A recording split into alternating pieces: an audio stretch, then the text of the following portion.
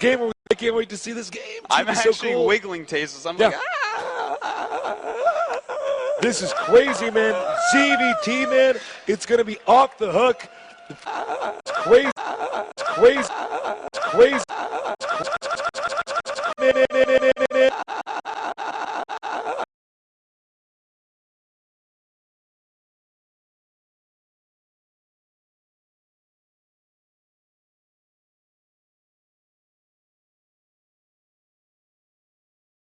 In control against Artosis debate and keep going back and forth. That'll be easy.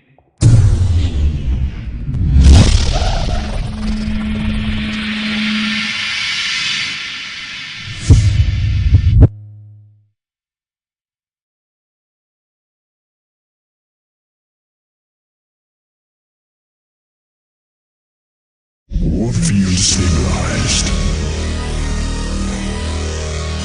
Full turn of the heat.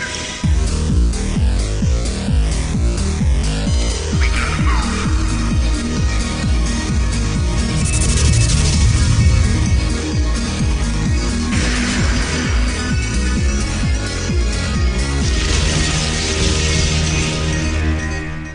It is August 30th, 2011. Welcome, man. The intro's playing again because it's on loop. Welcome to State of the Game, guys. New Skype is messing with the show tonight. I'm your host, and on the show tonight we have one half of the Casting Archon, which you can find over at gomtv.net, and the owner of a dog bag or whatever, a dog purse, whatever you were talking about earlier, Dan. Of course, Dan Artosis Stemkowski. We'll get that shown in camera in just a little bit. Protoss player from TeamLiquid.net. It's Tyler Washaleski. Another Protoss user from Team Evil Geniuses over at MyEG.net, Jeff in Control Robinson. And the man who teaches us to be a better gamer over at Day9.tv, Sean Day9Plot. How's it going, guys? How was your MLG Raleigh? it was fun, man. It was good. It's all right. Wow. Thanks for coming to State of the Game. We'll see you guys next Tuesday. Could have gone better, I suppose. Well, we'll get to everyone's thoughts on the event as a whole, but first, Dan, we got to see your bag, your dog bag. So see this thing, right? It's got like a little thing to like hook them in so they can't jump out, but she's not big enough to jump out anyway. It's got these straps. You like put it over your chest. Oh my god. And this is so that I can like ride my bike and bring my little tiny dog with me. Dan. God damn it. And yeah, I cooked some eggs this morning and she watched me out of that. It was totally awesome. You're like a fanny pack away from a beatdown. I love the idea that there's this captive dog that's in this carrier. Help! Help! Just like flipping things like, aren't you cute? Is it too deep for your dog to actually jump out of, so she's just trapped? Well, I don't think she can jump out. She's like actually the smallest dog you've ever seen in your life, so I think it's fine. Doesn't that help their chances of jumping out of it? They're smaller than What? the back. No? No, I guess it doesn't, Jeff. Sorry. Oh, Dan. You guys are always fine, man. Where's the love? I You just actually hate Dan. each other. Just hate it. I know you hate me. I hear a lot of people that like me have been flaming you recently because you're just so mean to me all the time. I know. And it's got me thinking lately, too. It's got a severe reaction out of me. Let me just say that in private, Jeff hates Artosis just as much. Yeah. Like, even when we're off camera. Yep. Artosis is like, hey, Jeff! Jeff's like... Yeah. I am consistent about that. That's true. Yeah, this is true. So real quick before we actually start talking about StarCraft and all that stuff, since this is State of the Game, next week on the show will be, or before the show is going to be the opening day of the MLG Global Invitational right here at twitch.tv/MLG_live. We'll be posting, whatever that means, the full details, players, and prizing later this week. Also, the State of the Game from MLG Raleigh that all of us, except for Tyler, and Tasteless was also on there as well. Should be going up in a couple of days. Thanks to everyone who stuck around. That was a very late show on Friday, and also a hurricane was apparently outside. But it was a ton of fun, so tune into that whenever it goes live. But let's go ahead and just jump straight into MLG Raleigh. Artosis, you said Bomber was going to win if he was in the finals, not against Puma. So congratulations again, man. Thank you. Yeah. I'm always right. I like the way I don't know what to say, guys. I mean, Jeff can make fun of me all day, but I'm always right, so there we go. Dude, You're it's like not always getting right. increasingly conditional. All his comments is going to win. Like, if it gets to the final, and Terran, whose name starts with B, is not up against a Zerg or Puma, I think he'll at least take a game. I'm sorry. Hang on, stay the game. Wait a second. Strifecrow's trying to talk to me. What's up? The router? It's this giant tower of flashing green things right next to us. Why is he asking Jeff for tech help? What? I know, Hey, right? guys, please, okay? Strifecrow needs to know where the router is. It's that all the wires are running up into from everywhere. All the wires are running into this machine. We good, Jeff? We good? Alright, I told him, yeah. Sorry. What's up? Top 6 Koreans, once again. Is this going to be a trend for the rest of the year? You know, it's going to build up a glorious moment where well, I mean, the rest of the year we've got Orlando and Providence, right? Yeah. And I think everyone's anticipating, like, Raleigh was the kind of the breaker MLG where not as many people were going to go. It wasn't going to be as hard. But then Orlando and Providence are going to be two of the hardest. Yeah. If things continue to go in the direction they should. So I don't know. I think it's hard. I mean, there's going to be a lot of time for players like Huck to spend in Korea. Nanny was there. Show's heading over there. Mm-hmm. This will be most likely before Idra heads over there, so he doesn't necessarily fit into that. But we're definitely going to have some foreigners that are going to be training in Korea and then head back over and attend that MLG. So Huck, who, by the way, has consistently placed, I think, the highest, except for Idra's 4th place finish in these MLGs despite the Koreans, he's kind of the hope as far as I'm concerned right now. Yeah, and I heard that actually the result this time was a lot better. Before, like, I guess 6 games were taken off in Anaheim of Koreans, something like that. Ooh, I actually don't know that. And then, yeah, and then someone told me that at Raleigh it was 29 games, so that's a drastic improvement right there. And I think Nanawa is going to really step it up. You know, whenever anyone comes to Korea, and Tyler knows this, and Idra knows this, and Rhett knows this, at first you're like retooling your style, and your results are going to fall off because of that. But I think at the next one he's going to have enough practice here that he's really going to bust out and show a ton of skill. Yeah, you break down and then you build up stronger than you ever were before. Anyone else surprised don't by mess with the router too much for right now. Or Jeff's just going to be dropped from the call. I think Strifecrow should be added. Maybe so, maybe so. Show got 8th place. I actually didn't know this till about 10 seconds ago. That's incredibly... Was anyone expecting Show to do it well? I know. You know, Show, like, I will say, Show's the sort of player who's, like, super good, but, like, if I had to label one problem, it's, like, consistently there's, like, these gigantic macro gaps where it's like you'll watch a battle, he'll be playing incredibly, and then you're like, yeah, oh, he has 1,300. And then he'll build, like, the weirdest mix of buildings. He'll build, like, 2 more factories, 2 starports, 3 barracks, and a command center, and have, like, a weird composition for the second battle. Whenever that doesn't happen, he just has such brilliant, like, tactical decision-making that, like, he just always ends up winning these, like, really crazy games. But I quite honestly think that if Show, like, cleaned up that little macro problem, then he'd just be, like, the sickest human being known to man. Like, really, really good tactical decision-making, like, on the fly. It's pretty stupid how good it is. Artosis, are the Koreans about where you would rank them going into the event? Bomber 1st, Coke 2nd, Dongrigu 3rd, Nada 4th, Puma 5th, and Hero 6th? You know, it sounds just about right. I wasn't sure exactly whether Puma would be in the finals or not, because coming out of that open bracket is so hard. It's, like, so many games. But... yeah. I could have seen Puma up top or Puma where he was. Both work.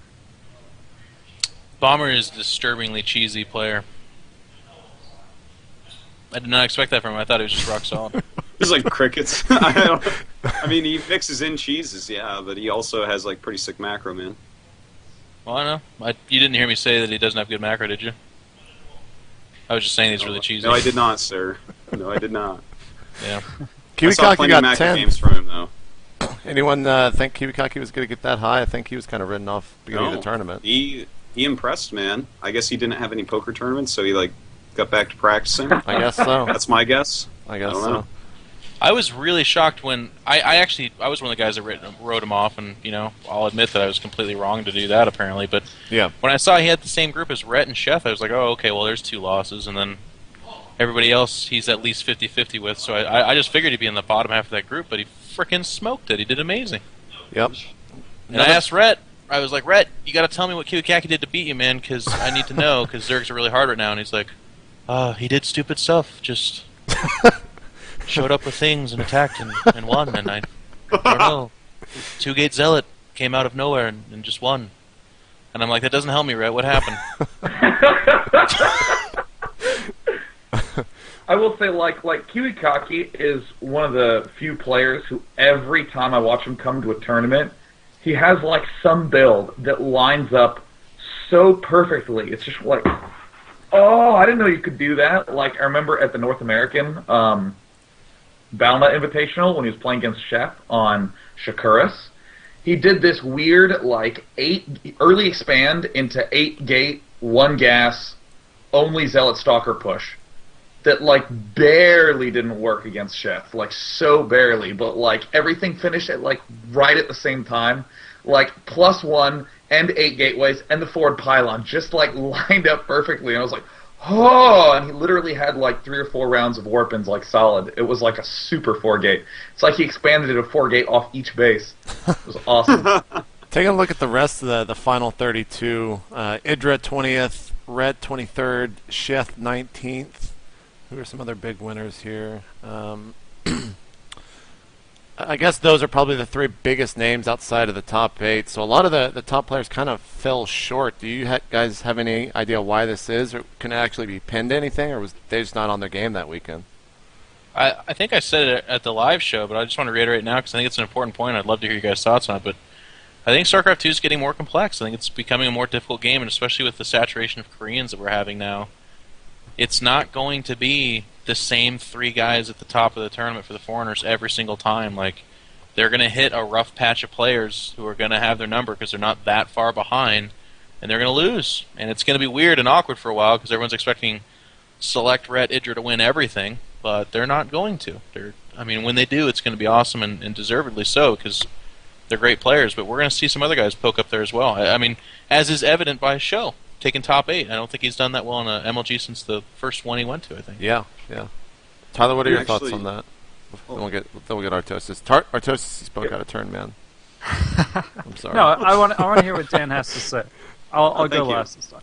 Wow. Thank you. Okay, Tyler's going to say someone else. I just want to say, let's move on. Rhett actually, even though he didn't finish that high, his games were like actually really amazing, and a lot of those matches were really, really close, and he could have just as easily, gotten a very high spot in that tournament. I think that's pretty indicative of my point too, though. Like, he played amazing, great player, didn't place very high though, and he'd tell you it was a failure. Yeah. Tyler, I think it's cool. I think it's a good thing. You got to voice your opinion, Tyler. Well, it's kind of. It's pretty much a single elimination tournament once you get past pool play, because only 4 people are in the winner bracket and everyone else is in the losers bracket. And when you're in a situation where, when you're can just lose the best of 3 and then you're done, then no one's going to have consistent results unless they're absolutely way better than everyone. So once you don't get first in your group, you're just a best of 3 away from, hitting a dead end. So that's just going to happen with the way the format is. And there's just too many good players, which is, I guess, another way of saying Jeff's point, is there's too much competition. Like, you look at the top 25 at least, and those are all really good players. So, right, for the most part, yeah. Sean, you got any thoughts on it? Well, 2 things. Like, one is that, like, I think Rhett's the best example of this, where, like, I watch Rhett play, and I'm like, this is really, really, really good play. Like, if you removed all names from the game, and you just watch the Zerg, you'd be like, oh, that's actually uncomfortable that no Zergs can do that. So as far as I'm concerned, even though Rhett may not have placed well, every series he lost was not only 1-2, but also an extremely, extremely close 1-2. And he just looked real fucking on the money. So I'm like, that's one of the top 8 players at that tournament. Against good players, too. He didn't drop a series to bad players. He lost to good players. Yeah, like it was like Nada, the Muslim, who was it? Chef. Yeah, he lost to Chef, he lost to Kiwikaki, he lost to Nada. Just really sick. Oh, and Puma as well. But like all 1-2. So it's something like that where it's an important thing to be able to look at the results and go like, is this actually good or is this actually bad? Because I still remember like in Brood War, and now everyone has to take a shot because I referenced Brood War again. I remember I was playing a bunch of games with this player on SKT named Kanata, and he like, thanks Dan, thanks for the smile. Well, at least one player's listening.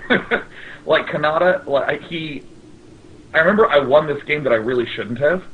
And I was just like, yeah, why am I coming to bed? Yeah! I was like, you're really happy and stuff. And he's like, damn, do you think my play was any good? Like, he just didn't give a shit about the results. He said, but do you think this build can actually work? Can we try it again? I think it's okay. And I just like that attitude of, like, even though he lost a game that could have gone, quite honestly, either way, all he cared about was like, okay, now how did this go? How did the play look overall? Did it feel scary? And that's something that can always happen, or a player who's playing well can end up with a loss. Just as the fact that I don't think there's anyone in the tournament who had less than 3 or 4 individual losses. I'd actually want that statistic. What's the smallest number of sets also that somebody lost with? It'd be Coca, I'm sure. Yeah, because he went 10-0, but then he got yeah, I guess it was 4 games, because Coke 5, because he did lose 1 game to Dongrigu and then 4 to Bomber, I guess. But, like, the second thing is that at the start of StarCraft 2, you kind of only had to have one good thing to win tournaments. You could have good micro, or good macro, or a cute build, or be playing the race that everyone said was imbalanced at the time, right? You just had to have one of those, but now it's getting to the point where you have to have 2 or 3 of those really good ones. And there's players like Kiwikaki, I think, is a good example of someone who can come up with good builds, but also is really meticulous with his control, and always lines his timings up nicely, and has good macro. Maybe he's doing an outdated strategy, but he has like enough that's consistently going for him that he can put on that sort of result. And I think we're also seeing a lot of pros who maybe don't dedicate as much time starting to slip behind and realizing, oh my God, I either have to macro up or practice up, or I'm just going to be one of those 16 to 30 second every time sort of players. Right.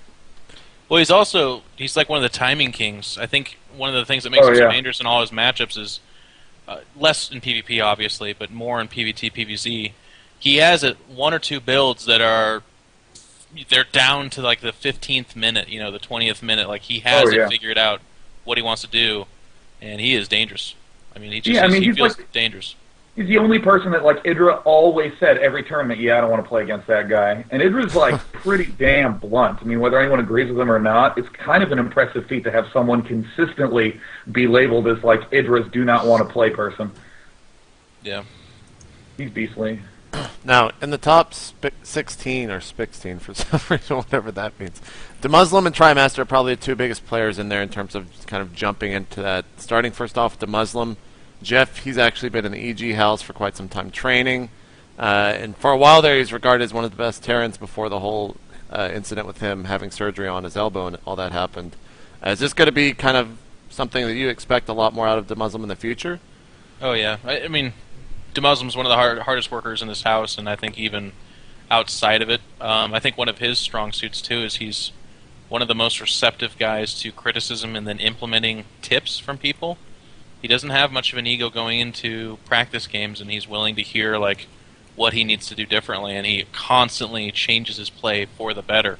He's also one of the more cerebral players I know, too. Like, he doesn't just grind out games absent-mindedly and like think to himself that he's just going to win because he's better than everybody. He actually thinks like why he's going to win and how he's going to win and what works and what's not working and what's good on this map and what's not good on that map. So, and he also engages in like his opponent in the map and this the positioning. I think more so than a lot of people. So, I think this is the beginning of things to come. I would really look to see as he continues to prosper to be like one of the strongest Terrans outside of Korea, and certainly you could even consider him up there with them. I mean, he took a game off of Nada. He's been doing well with Puma here. He's a threat, man. He's a great player. Now, I actually want to continue on something that you said there, Jeff, that, like, I really loved the Muslim's attitude. In particular, one thing he said, like, stuck out to me from, like, all of Raleigh, and I was like, dude, you had such a sick run, and he just went, dude, I'm coming back. like with his happiness, like he had a child who was training for the Olympics. It's like, he's doing well in the qualifiers, and I think that it is one of the most consistent things you'll see from all top pros is self-hatred of their own play, which is, it's like an important thing to have, to look at your own play and be like, I'm fucking awful. I suck at this game. This is wrong, and this is wrong, and this is wrong. Time to fix it, and then they get motivated to practice. But often it's easy to kind of overdo that, to be like, oh, I'm so terrible, and to wake up demotivated, to look at your grandmaster #1 ranked play and be like, I'm dog shit, I'll never be anybody at this game, But I love that the Muslim is taking his success and feeling good about it and getting that inspiration from it, because that can definitely, combined with enough self-criticism, be like the fastest way to catapult yourself into the #1 slot. Well, he's a pretty high-strung player, actually. Like, he's very emotional, so Yeah. one of the coolest stories for me to experience firsthand this tournament was he was actually having mouse problems. The drivers weren't working with the computers. Right. So he was having a lot of trouble with that, and obviously it was tilting him pretty bad. So the team kind of rallied around him. Anna had some choice words for him. I was talking to him. Alex Garfield was talking to him. And he, like, none of them, like with some players you talk to them and you tell them, hey, you need to calm down, or here's some, things to focus on, and they're like, yeah, whatever, like, get the fuck out of my head type of thing. But with him, it was like, okay, all right, and I won't share it.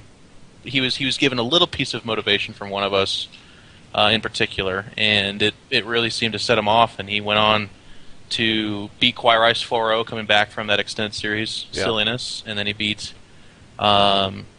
several other players. He went on like a 7-game winning streak or something like that at the later stages of an MLG. That's pretty awesome. And just like in between games, I remember he had one silly game with a TriMaster actually, and like leaned back afterwards, and we just talked about like what he needs to adjust for the next game and think about. And he's like capable of doing that. That's really special, because I like, even to self-criticize myself, when I lose, the last thing I want is someone to lean in and tell me what I did wrong. and that's not a good thing. That's not a good thing. Like I want to be the kind of player who can lose a game, take his headset off, and have his team rally behind him and say, here's what you need to think about doing, here's what you did wrong, why'd you do this, and like and be critical and okay with that. So he's kind of inspiration for me in that regard too, because that's what a better player does, is they're able to. I mean, when Tyler goes into the booth with Huck, and gives him some choice words, if Huck is like fuming and just yells at Tyler and kicks him out of that booth, that situation's a different kind of. We remember that differently, right? Like, it's this embarrassing bad time for esports. But because Tyler and Huck have that relationship, and because Huck's able to receive him, it's like one of those magical moments that should bring kind of a tear to your eye, because it's really awesome. So any kind of player that's able to do that, I think, has a really special connection with the game. Dan, did you happen to cast any of the Muslims games this weekend? No, I didn't catch any of them, really. I watched from the other stream that Sean was casting. I think it was the Muslim Nada. I think I saw like 1 or 2 games of that. You got any Wait, thoughts? no, it was the Muslim Trickster, I think, actually, right? He played Trickster? Yeah, I played him on stage. Yeah, I caught some of that. So He looked really good, man. Tyler, do you have any thoughts on the Muslim before we start talking about TriMaster? I didn't get to watch much of the Muslim, but I remember the one event where he didn't make it through Open very far, and he was pretty upset. I think a keyboard was a victim of that. So I was really happy to. And White Raw. Yeah. Yeah, I mean, and then that's what can happen. But I was happy to see him get far, because I think he's a great player. But I didn't get to see his game, so I can't comment on his play specifically. So probably one of the biggest players in terms of making a name for themselves at this event was TriMaster. Taking a look at the bracket really quickly just to see who he ran through. Idra obviously was one of them. That was a big game. He beat Hey Pro. Lost to Huck 4-1, I think, is who actually eliminated him in the losers bracket, getting 16th spot there in Raleigh. Did anyone going into this event actually think TriMaster would make 16th at Raleigh? I mean, Well, Jeff, you probably ladder the most. Like, have you ran into him? Yeah, I've actually. I kind of pride myself on knowing the North American scene fairly well. Like, I watch a lot of streams, a lot of replays. I play with these guys on the ladder. I talk to people all the time, and TriMaster's one of the coolest stories out there, man. He's like a Reddit poster boy. Like, they just kind of rallied behind him a long time ago, and he's from that community. They recognize he's got a lot of talent. I believe he's like a Texas, like a part of their community as well. Like, they're just really proud of him. and Complexity just kind of raised him up as their golden boy. And you couldn't see a cooler thing happen to a more mannered guy. Like, he is one of the sweethearts of the StarCraft 2 community. Just goes to work and works hard. After he smashed my face in, and I'm feeling pretty freaking upset because I made some of the most colossal mistakes I've ever made in competitive StarCraft. He came in my booth and said, "Hey man, good games. Just want to let you know I'm a huge fan of you, and hope you do well." And like at the time, that was what I needed to hear. It was just a kind of a cool little humbling moment where it was like, this guy just beat me, but he took the time out to come and spread a little cheer my direction. So he's got me in his corner. That's for damn sure. Tyler, you're gonna say something before I cut you off. Yeah, I mean, I didn't know TriMaster before this event very well, but I've been expecting someone like that to come up and make send a message out to everyone and be like, hey, there's other people playing this game very seriously, and there's some talent out there that hasn't been on the big stage yet. So there's several teams like this that send players out to MLGs, and they don't really have any superstars, don't have anyone in pool play or anything like that. They're just grinding through the open bracket and hoping someone makes a good run and makes a name for themselves. And so I've kind of been expecting something like that to happen for a while, and it's cool to see it happen. TriMaster definitely did it very, very nicely. Like, he made a big impact. Beating Right. Idris, like, pretty much the coolest thing you can do, I think, because everyone respects his play a lot, and you get the big reaction, you get a bunch of attention and stuff. So Yeah. I want to give him a little more credit while you're going on. I think there were a bunch of other superstars that he beat. Yeah, I think I well was from only the looking open. at the bottom portion of the bracket. Yeah, go on. Jinro I'm as gonna well. find some. Yeah, Jinro, I know he beat Jinro Jinro. heads up the Jinro. table, I believe. Yeah, he and headbutted he had, his like, keyboard. a red mark on his It was a forehead. situation That's the- moment. How that's actually something I want to talk about. We'll start with Jinro, then obviously talk about Greg. How does your management react to that, Tyler? Because in the video you can watch TriMaster beat Jinro, and in the back you see Nazgul kind of just sitting there, and after Jinro headbutts his keyboard, he just kind of looks at his phone and kind of goes on with the day. Do they talk to him right then? Do they talk to him at all? Is that just something that they kind of expect from these players, or? I mean, Nazgul is going to handle the situation according to the player specifically, so I don't know how he would respond to Jinro specifically, and I don't know what happened in that situation, but I think Victor, that's Nazgul's first name, Victor, he knows what's important at the time, so there might be kind of short-term priorities and long-term priorities, and when you're at MLG, the short-term priority is you need to get the best performance possible out of your players this weekend. And if that means tolerating some behavior that isn't ideal, then that's what you do. And then once the weekend's over and your player's done performing, then maybe you can look back and say, hey, I don't want my players headbutting their keyboards when you lose. But, like, you're not going to have that conversation right after the game. If you have more matches coming up, you're just going to say, that was a tough loss. I mean, well, I don't know what he's going to say. I don't know what he said, but Victor's very smart and very controlled, and he knows what to say to get the best performance out of his players, and that's what he'll do that weekend. And then if there's some other problem, he'll address it later. Yeah, so looking real quick at the open bracket, took out Wangsen, 2-1 Jinro, beat Kawhi Rice 2-0, and then he started off with a bye in the event to play Pride StarCraft and then Lyra the Great. So that was his open, I think that was his open round pool run through. But The Huangson Jinro Kawhi Rice is pretty sick. yeah, and then Idra, and the other names that I mentioned that I'm forgetting. But jumping back to this real quick, Jeff, what about Greg? I mean, it's something that's kind of carried over to almost every event that he's played in for the most part. Maybe not so intense as what happened in Raleigh, but do you guys work with that, or work with him with that, or just kind of let it happen? Well, certainly I'd want to borrow a lot of the very eloquently stated stuff that Tyler said, because I think it's all true. Like, at the event, that's not the place to talk to a guy. Emotions are running high.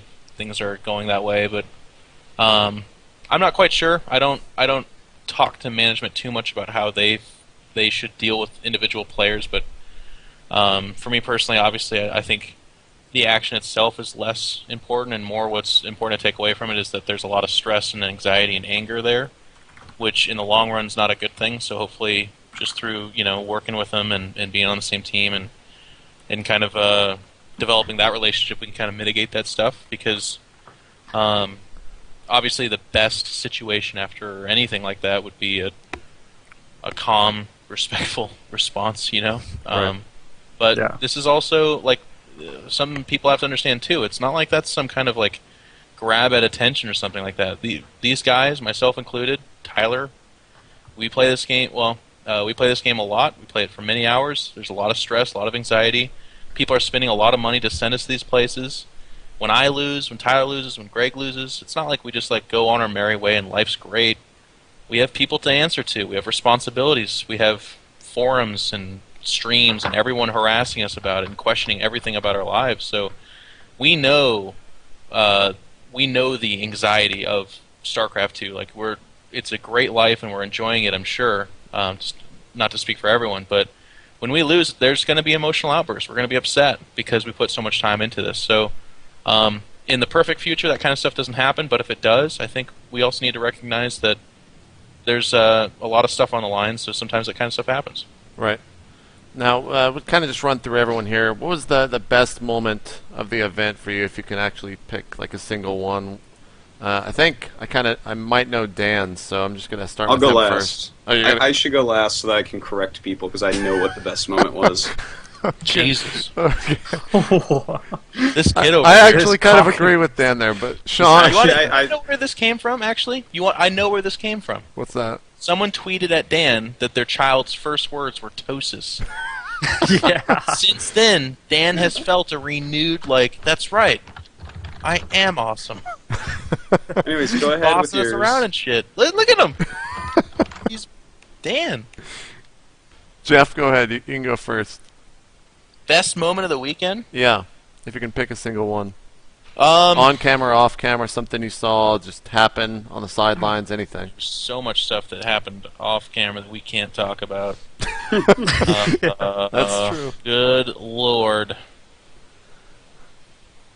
You put me on the spot here. I'm trying to think, do I go super appropriate with this, or do I go with the inappropriate one? No, I can't go with the inappropriate one. Too many names are involved. For me personally, and obviously huge bias here, my favorite moment was probably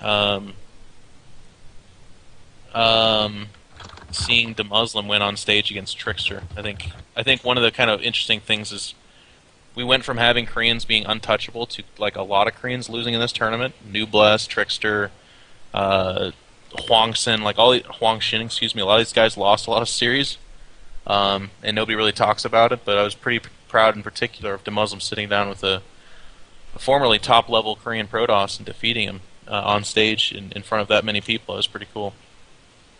Tyler, for you? For me, it's got to be when Nada beat Puma. We stole our toast. Oh, is that I our always say that Tyler's Yeah. so smart, man.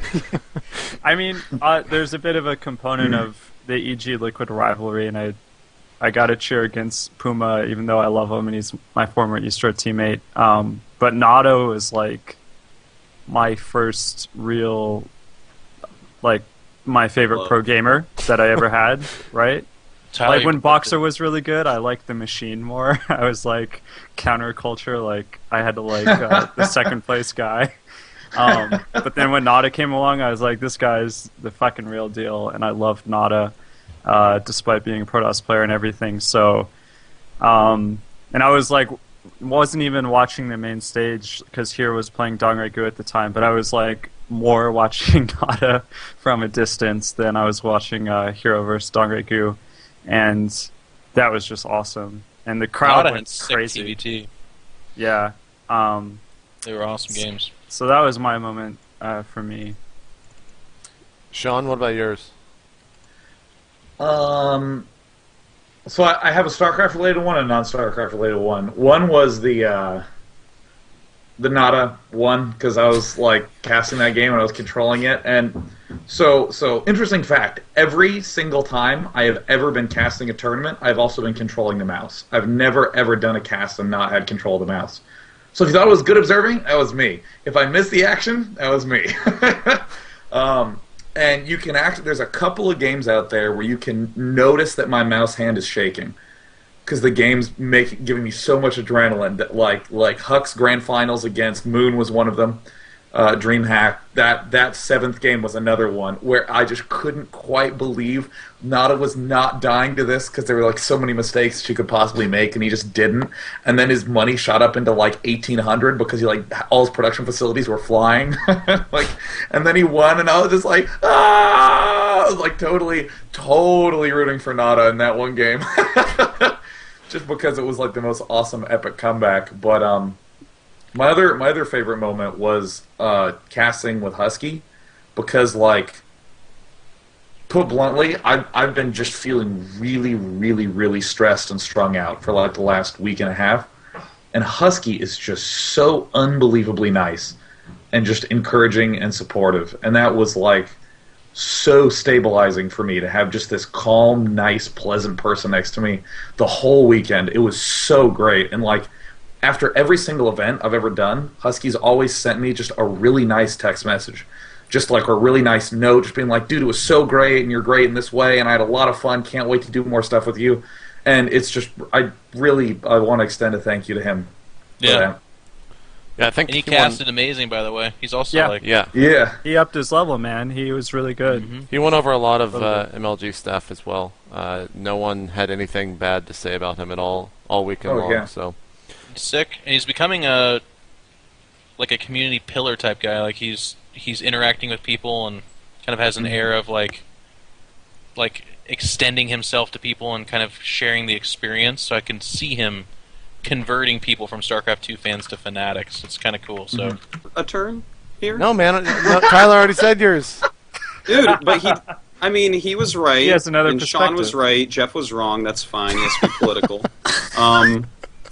But they didn't explain it correctly, because here is Nada. He's a god of StarCraft 1, and he hasn't won anything in StarCraft 2 yet. And he wants to. I've heard that he wants to. I heard that he's working hard and all this. And he's getting really good results, but not winning yet. And, in Korea, the Korean scene, the fans and stuff, aren't really all that vocal. It's not like it was in StarCraft 1 yet, where, you have insane fans all the time around Nada. And here he is, and he's fighting against one of the best TVTers in the world in Puma.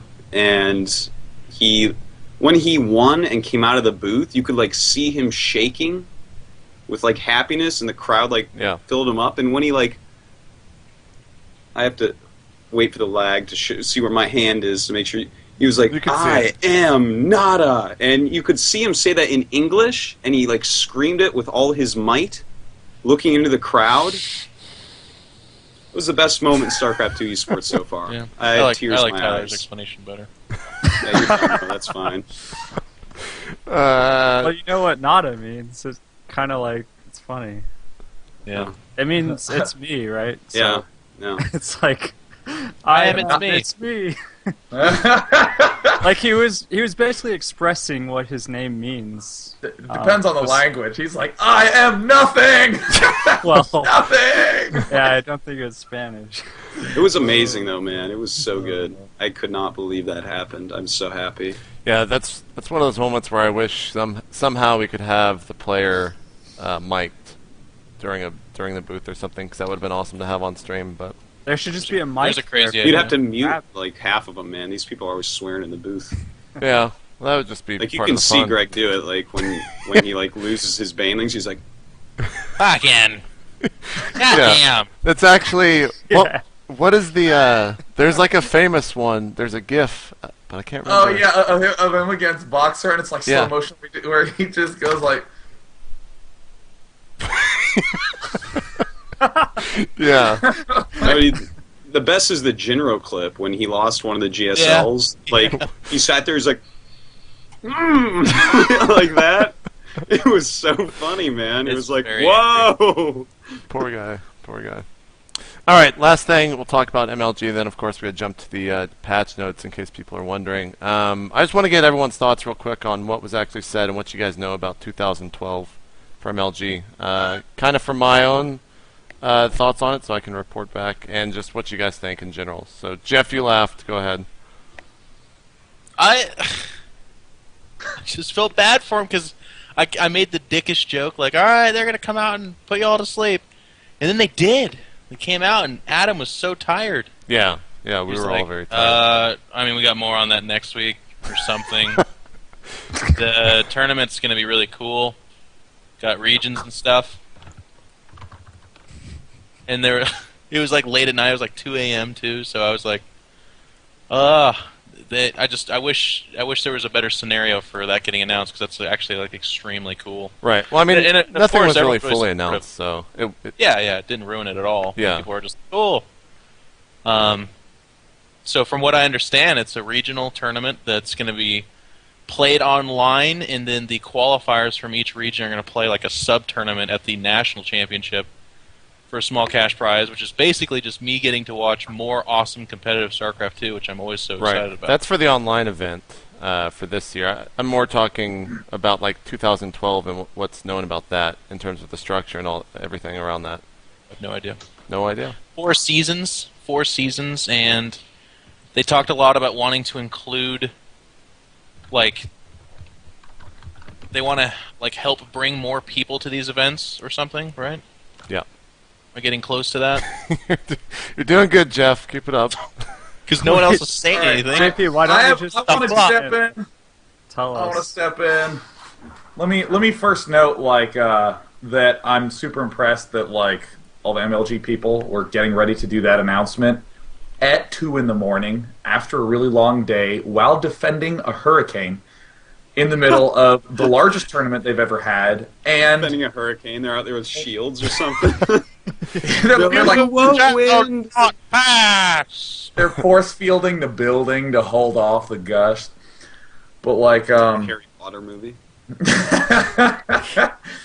but and also that MLG was 3.5 weeks after the last MLG, and if you imagine them tearing down, coming back, having like a week, maybe 2 to do extra last-minute planning, and then having to drive out to another part of the country to reset up. I was pretty impressed that they were not dead. So fuck yeah, MLG for that. But for the actual structure of it, I'm really excited, because I think that the one thing that StarCraft is lacking, multiple things of, is the spread outedness of a tournament. Mm-hmm. I don't know if that's the best word for it, but yeah. I think there are very few people who think that the one weekend you have to play 150 games to win is the best format. Maybe I'm wrong in that regard, but I personally think that it's a little bit too much of a marathon for all the parties. I feel like the observers have a lot of games that they have to show up for, and there are a ton of games for the players, and it can be exhausting, and the crew is working really, really hard to keep it up.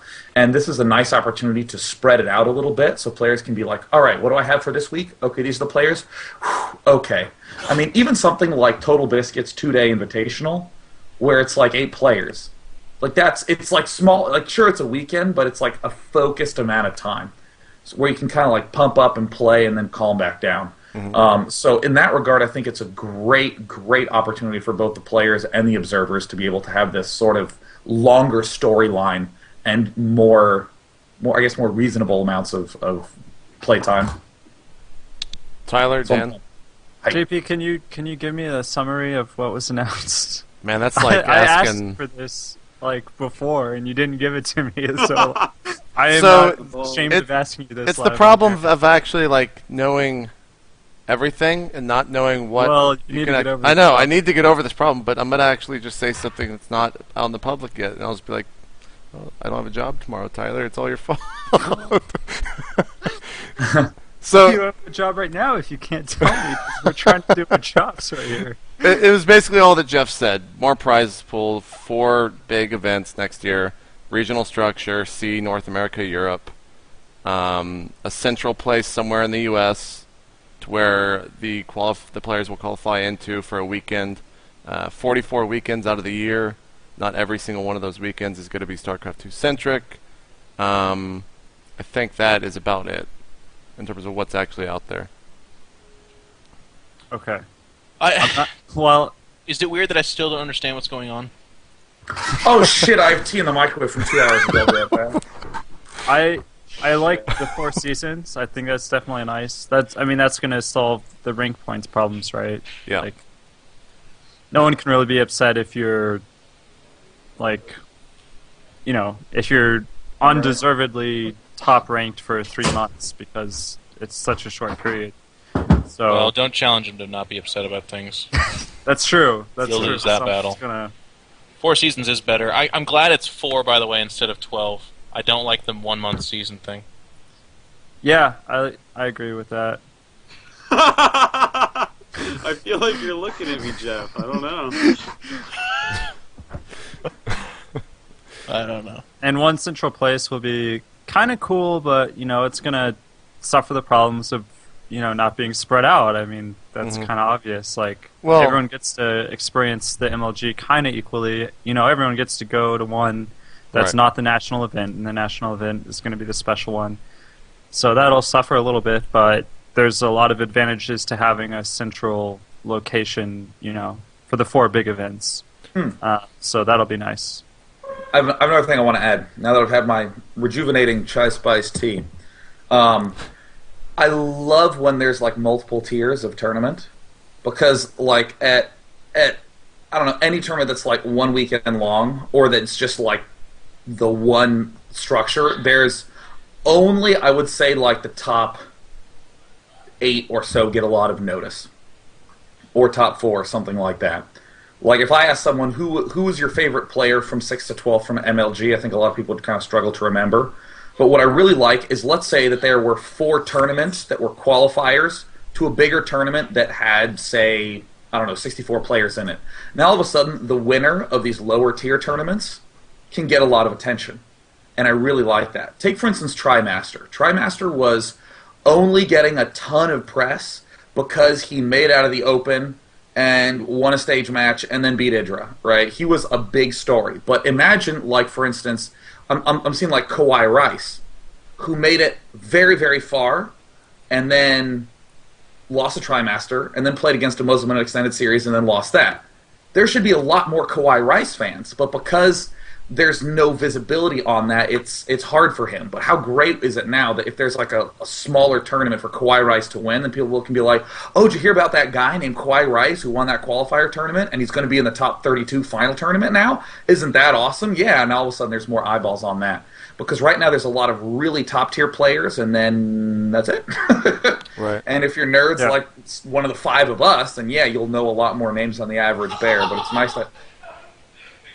I think it's interesting, too. Hate to bring What up was that? pass. They laugh at stupid shit. You can never keep track of it. That was an explosion. Stop. Machine laughs like a whoopee cushion. It's ironic because It just comes out really fast. I don't want to go too far back here, but in a previous MLG, a lot of the problems we had with some of the MLG rules that we talked about in State of the Game, we had it explained to us that it worked for Halo. And I'm proud to report, as we're coming to the end of... there's even clapping going on now.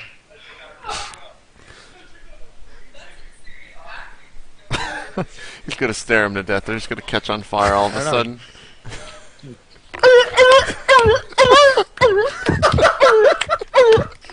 Who laughs like that? That'll be a goof. So, it worked for Halo. Going into 2012, new grounds. Looks like it's going to be working for StarCraft 2.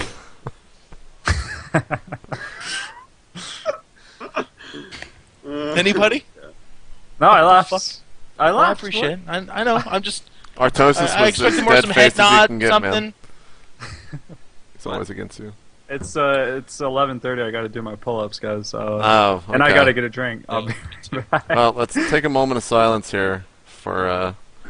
Actually, you can be silent as you want. I'm going to breathe huskily into my camera here. I want to watch this man pull his body up and down. He's got to go get some water first. Artosis, you think a central location is going to hurt North America when it comes to StarCraft 2, or is it going to help? or is it going to be a little bit of both? I'm not sure why it would hurt it. I guess fan-wise. I mean, I guess it might matter where it is or something. Yeah, I mean, there's a lot of different. It's like so big, man. USA is like so giant. I guess you're never going to please everyone with it. I just like the fact that there's going to be a lot more MLG content coming out, because I think MLG is absolutely one of the tip-top best production and competitions that there are. So I'm happy that they're stepping up in that way. I'm sad that like if I'm at MLG, cool, and then I go home and watch a few of the VODs that I really wanted to see, and then it's over. And if I'm not there, then I watch as many as I can live. Then I watch a few, and after about a week, I'm like, okay, these games are becoming dated. I can't watch anymore. And then I have to wait a month or two, for the next one. So it's good I don't have to wait so much for all that awesome content. Well, we're going to wait for Tyler to get back so he can do his push-ups, and that can go out on air. Pull-ups. Pull-ups, sorry, not push-ups. Then we're going to take a quick little break. Little breathing room. A lot of fans have requested this for the live viewing. But for those listening on iTunes and all that, it will be like just a quick 30-second break. So as soon as Tyler gets back, this will happen. But in the meantime, someone cue the Jeopardy music. How long is the break? How long do you need, Artosis? You gonna go cook some eggs, man? I don't want a break, man. I want to just keep going. Well, you gonna cook some eggs with your captive dog in his bag prison? Is that what you're gonna do, man? In his little puppy jail? Artosis, help me! I don't speak doggy. These eggs are gonna be delicious. Oh my god. God, I love the Count Chocula Artosis laugh. It's like the greatest ever. You should see it whenever Nick says something like really funny, because then Artosis just peeks into like this pitch that only his jailed dog can hear. It's like, what? It's just like shaking.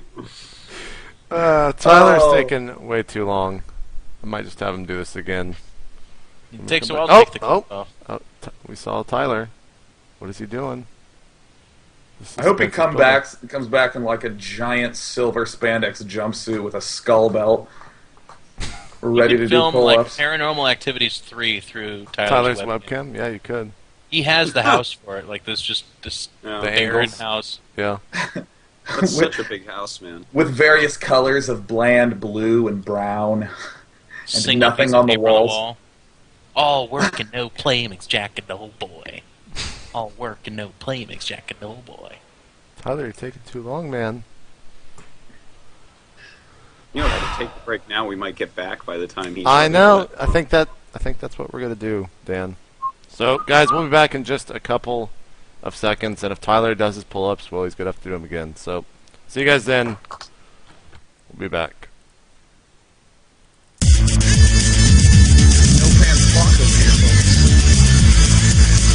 Gotta say it's an honor to play you, Teeler, and let's give the audience the show of a lifetime.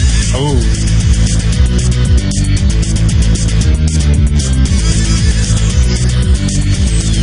Yeah, apparently looks like I was wearing lipstick, by the way. I can't confirm or deny that.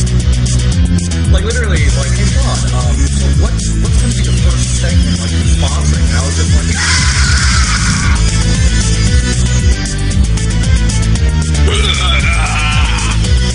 I'll be there in a minute, honey.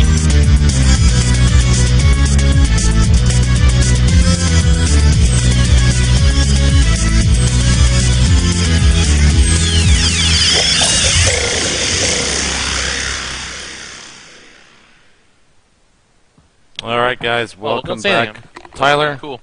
we saw your pull-ups. I want to see it after this. Is that okay? Is it They were nice, right? It was very good. Good form and all that. Let's Are talk we about- back? We are back. Oh, that was a. It was a 30-second break, man. The fans wanted a 30-second break? Yeah, man, to run to the You restroom. can't even run to your bathroom in that time. I don't know what that would be for. You gotta have a bottle at your desk, man. That's I know. That's how we're used to it. I don't know. Sounds like Tyler's played WoW a little bit too much. Let's talk about the patch, guys. First one is, well, the biggest part of this patch for me was the added 3 privacy settings to the option menu under the Battle.net section. Oh, yeah! Yeah.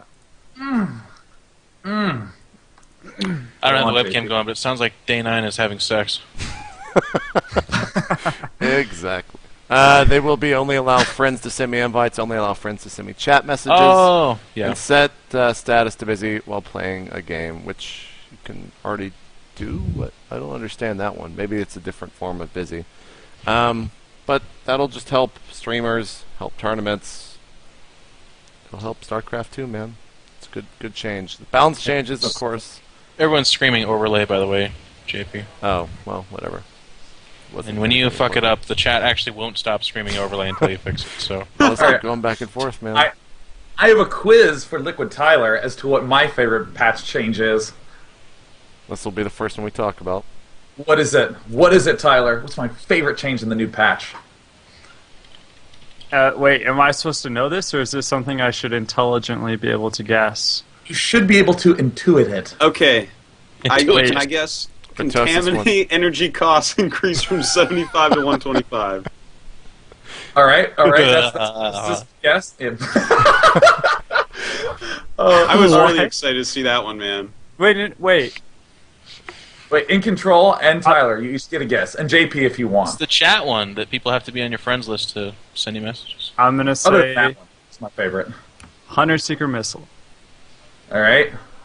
That's not it. That wasn't it.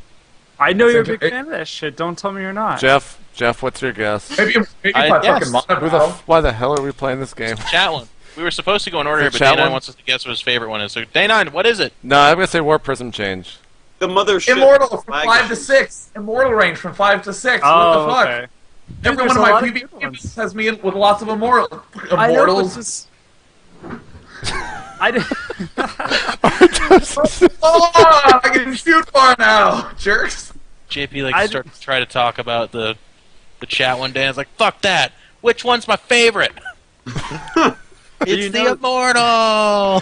The force field change is what's going to make PvP nice. I mean, the sight range change, which is like a indirect force field buff. I know, man. What is... Well, Jesus, these guys never done a State of the Game before. Well, that's the first one. That's the first one, so we'll start with Tyler's. Tyler, go on. Oh, about the sight range? Yes. Yeah, so... There you go, Jeff. Order has been returned. With one less sight range, you can now cast a force field at a specific spot on a standard-sized ramp, and you will not be able to warp up above that force field. It used to take 2 force fields to do that, and now you can do it with only 1. So if you don't have a unit up the ramp, you can't warp up the ramp. Is that proven, Tyler, or is that just the theory? It works against Blink, too, right? That's proven. And it works against Blink, too. Good. In the live patch, you can have a force field at the bottom of the ramp. You can blink up to the middle of the ramp, and before that stalker instantly dies, you can blink everything else up. And you won't be able to do that either. You just one force field can deny high ground vision and block everything out. That's really good for PvP. Yeah, that's going to be great for PvP, I think. Some offensive 4 gates will still work because some of them you can actually go up the ramp and build 2 pylons up the ramp.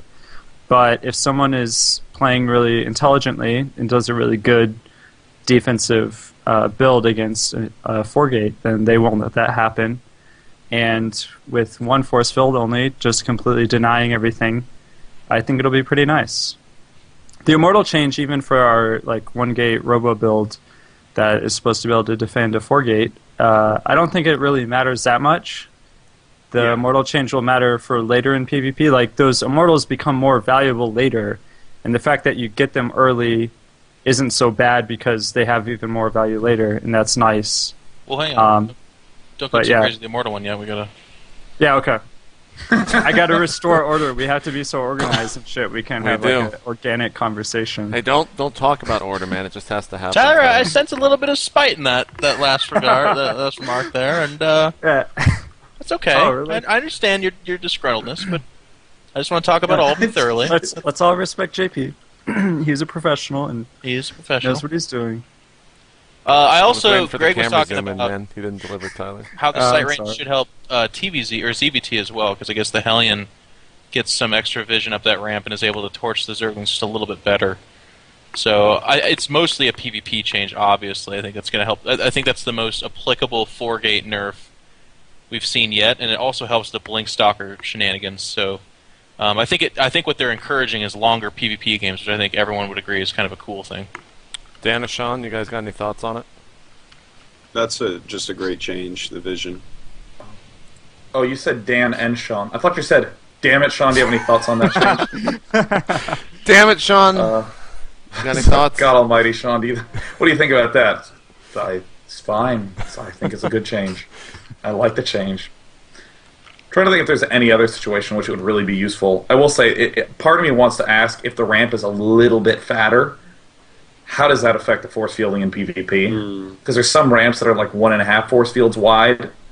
And if you do the thing where you put the 2 force fields, it used to be the case that there was a little hole right in between where you could do a warp in. I don't know if that's still there.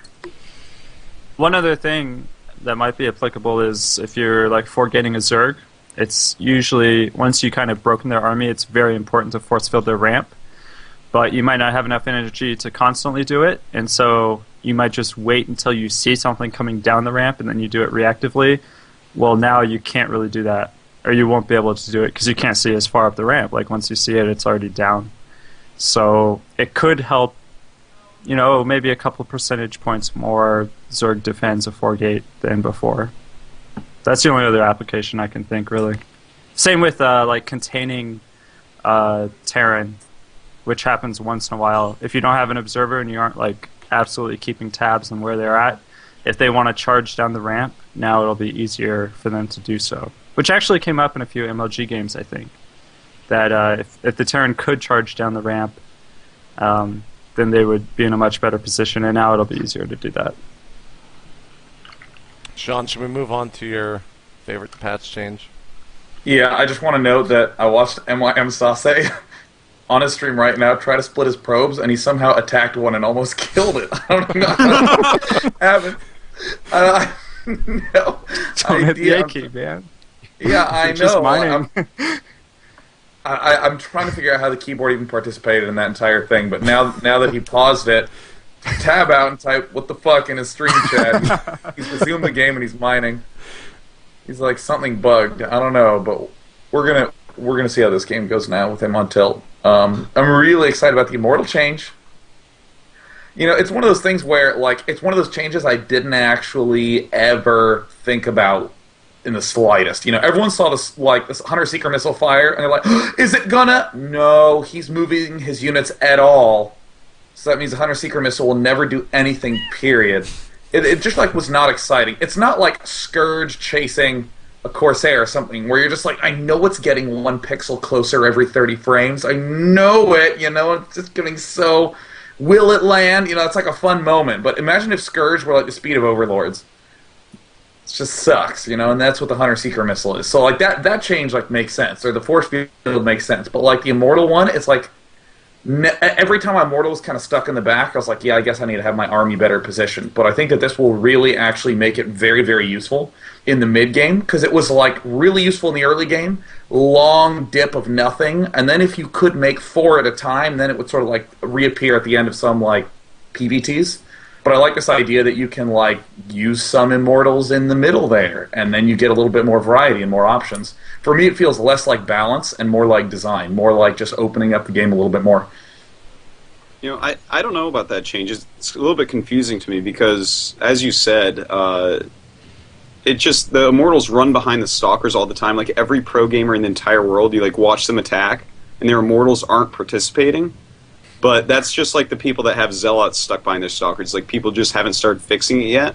And I kind of felt like that made Immortals a little bit interesting because they'll deal a lot of damage in the front, but they also die quicker. So, in certain battles I will actually think about how do I want to use my Immortals here. Do I want to actually put them in front at first and they're slower so I have to send them in and really micro my Stalkers behind them?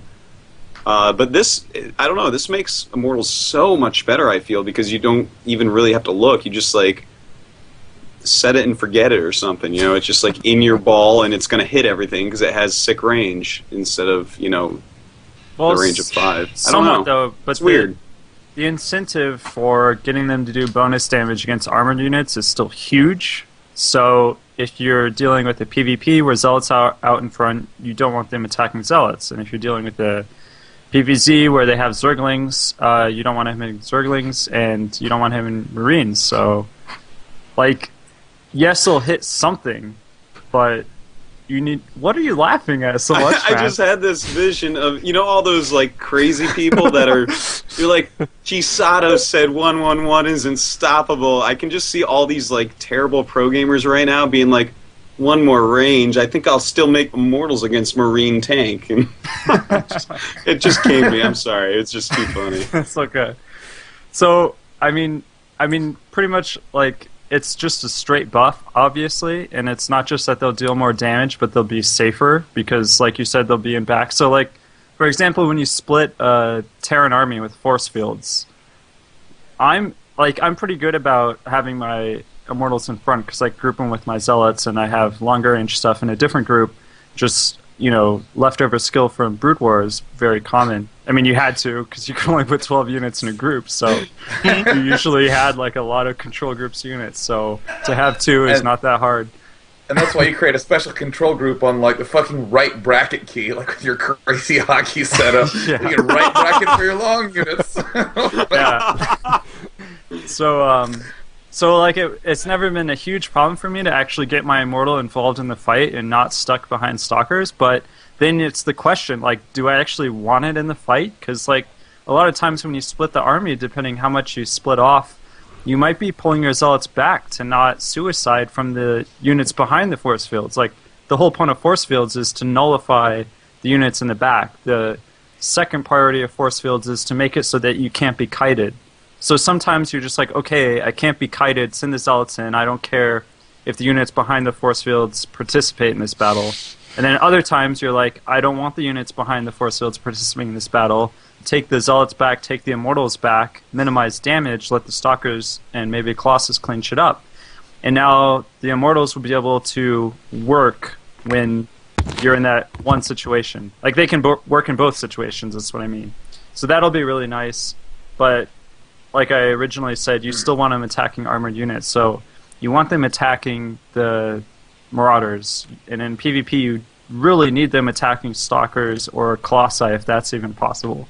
If an Immortal's attacking Zealot, that's just bad. I'm sure in a year we're going to be laughing at anyone who does that in a battle. Right now it's not common yet, but there's so many little improvements like this that need to be made. So yeah, it's a straight up buff, but I think intelligent players will be able to use it better.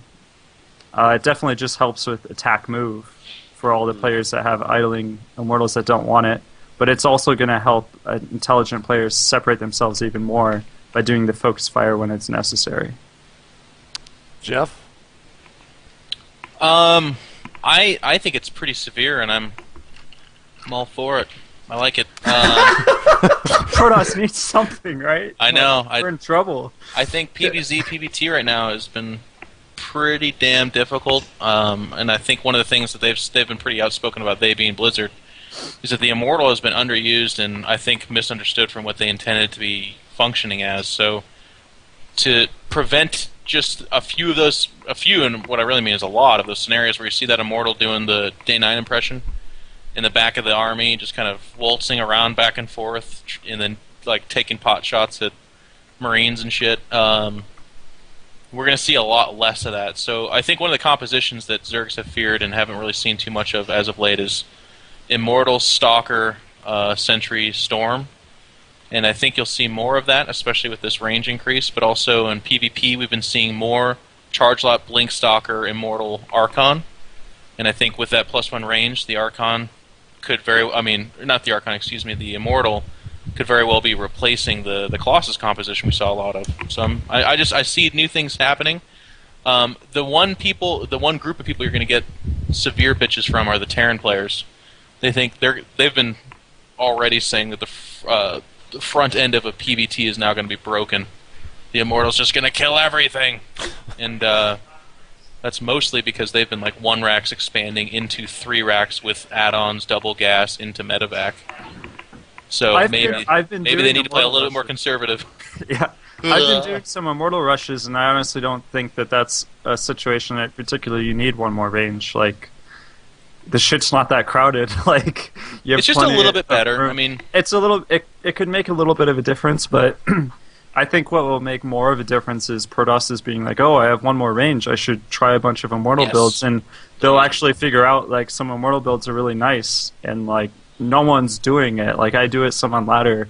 I don't think I did any at MLG at Raleigh, but, like, some of them are pretty nice, and they can very much punish some popular Terran builds, so I don't think it'll have anything to do with the range. I think it'll be just this irrational, like, oh, I've got to use Immortals more, they're awesome, and they work in a situation I'm used to. In too. I think Immortal, like on a map like Metalopolis, Zelnaga Caverns, you're going to see a lot more of them leading in with that one gate robo,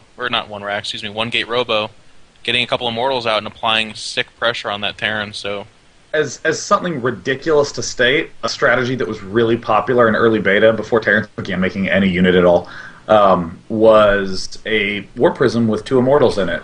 And what was really annoying is that the Immortal had range 5. And if you wanted to try to snipe off and like that Marauder that was at the edge, the Marines would always be able to get a few hits on it. And like when I saw the Immortal range +6, like it sounded silly, but I was like, now they can actually feel a little bit more like Reaver drops, like because that's something that always was really. Gosh, I just need to shut up with the fucking Brood War references. Every time these can be like Reaver drops, like don't understand anything outside the context of Brood War.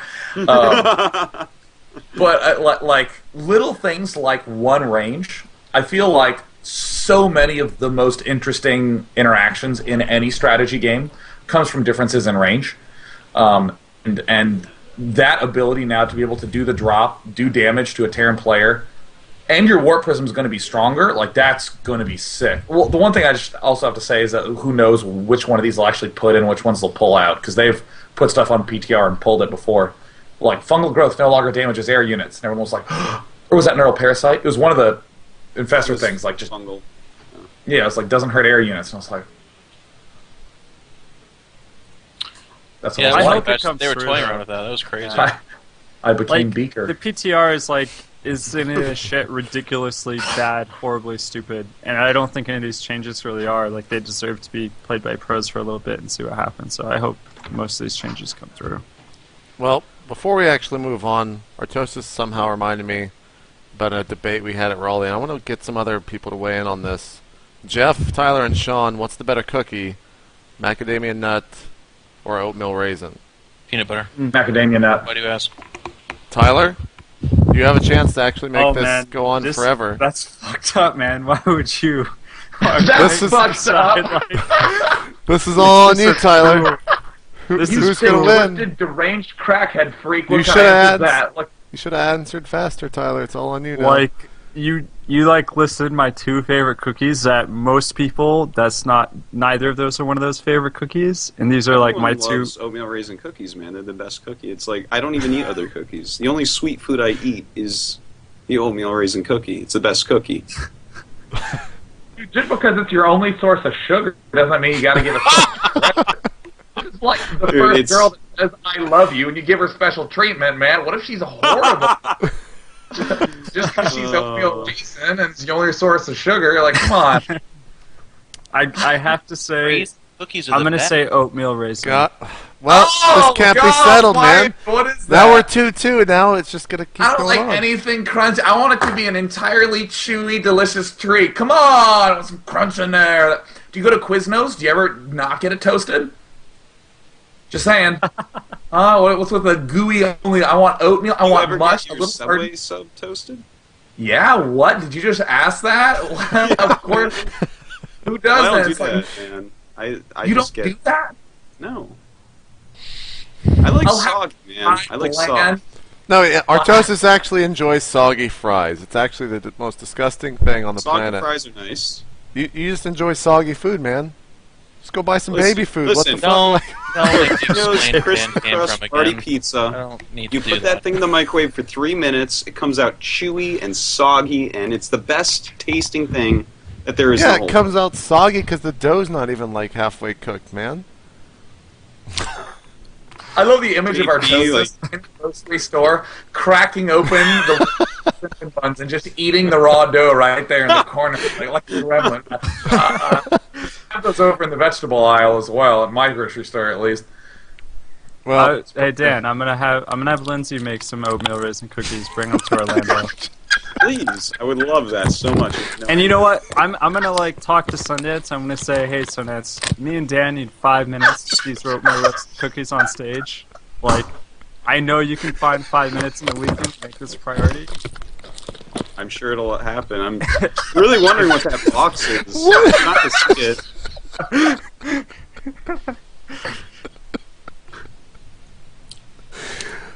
What was that, Jeff? Jeff, are you okay there, buddy? Well, talking about deliciously tasty food. Well, let's just move on. Let's talk about the mothership change, Jeff. Yes, please. This is really big. Huge news. So the mothership, a lot of us were talking about it, felt like it moved too slow. They gave it a speed boost, called the nitrous patch. Super excited about it. But it's not a max speed boost, is it? It just Yeah. gets to max speed quicker. Yeah. Oh, its acceleration picked up. It's Yeah, an acceleration, acceleration. boost. That's all. That'll be Which sick. is Well, now you can finally, A little I know bit. we've all been wanting to do it, we can finally kite with our motherships. Or like, oh shit, here he is. Time to get out of here. And like, I almost feel like Blizzard has like When those pesky hydras are chasing us off Creep, man. Hey, Sickest you guys kite mothership remember? you've ever You guys seen. remember when Artosis lost to the Mothership Rush in beta? Anyone else That's remember true. that? To Louder. Is that who it was? No, I it don't- was first off. Oh, it no, was it the was first King day of beta Hillbilly. against a Blizzard employee. Yeah, it's King Hillbilly. That's true. Hillbilly, It's like, man, that was forgot about I'm great. sorry, guys. Like, Green Marauder in the main, and the Mothership appears. WTF. Many attacks, That is true. counterattack with a Mothership and a Zealot. It was like his whole army. And you brought it down to like 25 hit points, and then he had that like wormhole ability for like 25 energy. It was like teleport to any location on the map where there's a Protoss building. They need to bring that back, by the way. I'm That just was So wondering- awesome. this is how I feel about the acceleration change. are we It's really like, talking about? Go ahead, sorry. okay. I shouldn't choose you to be like the tipping point of where we're talking too much about it. Sorry. Blizzard, I think, okay, obviously Mothership is like supposed to be the best unit in the game. It's the most expensive, takes longest to build. You can only have one at a time. I feel like Blizzard has put it on a pedestal. Like they're afraid to like buff it to the point of usefulness because they feel if they give it even slightly too strong of a buff, it's gonna like win every single game, and every game is gonna be a Mothership Well, rush. didn't they? The other change was the Mothership cloaking field no longer cloaks all unit instantaneously, but rather adds units to the cloak field over time with a maximum of 25 per second. Isn't that a nerf? Well, no, No, that's no. it's a buff, actually. It's a buff. It's so when the game lags for a Yeah. split second, the opponent doesn't know through fog of war that you've just built a mothership. Doesn't announce to the universe a mothership was made, which is It like, It should actually- play the Nidus Worm noise every Yeah. time a Mothership appears. it should. What it actually should do is it should do like with the salvage, the new rule where like it'll say that you salvage something or cancel it. But like, The mothership should be like, what happens when you do like a Protoss mass player recall? just lost 800 resources. What happens if you do a recall or something, or the mothership has to move to your force and you start getting attacked and the units don't cloak? I That's like the idea of 25 you building a units every Mothership. Recall is a lot of units, man. Isn't it 25 units per second? Well, it says maximum of 25 per second. Yeah, okay. Not too worried about it, JP. I think it's To be okay. honest with you, in the situation where I recall 75 zealots, I might come bitching to you, but in this situation, I'm okay. All right, man. Well, when it happens in a tournament, I'm gonna know. It took 3 seconds for my zealots to disappear from vision, and in that 3 seconds, Blue Flame Hellions killed 28 of them. It's ridiculous. Jeff or Tyler, you guys use mothership at all in your play, or is it still going to be one of those units you just never build unless you're hero and just want to shit all over pain user in a game? I still think it's a great defensive unit. It's worth its supply for a very, like, you know, when both players are super rich. And, you know, you could have, like, 3 High Templar on defense, or you could have a Mothership on defense. It's like, I'd rather have the Mothership. Like, that's a Well- no-brainer, but it's very expensive. And you can't really use it on offense at all. So it's nice in that regard, and I've been saying that for months. I've never been in a situation where I actually got it, because like you have other shit to spend your money on. Like, if I'm facing someone that hasn't say. made a Ghost or a Templar or an Infestor, Mothership's so fucking good, dude.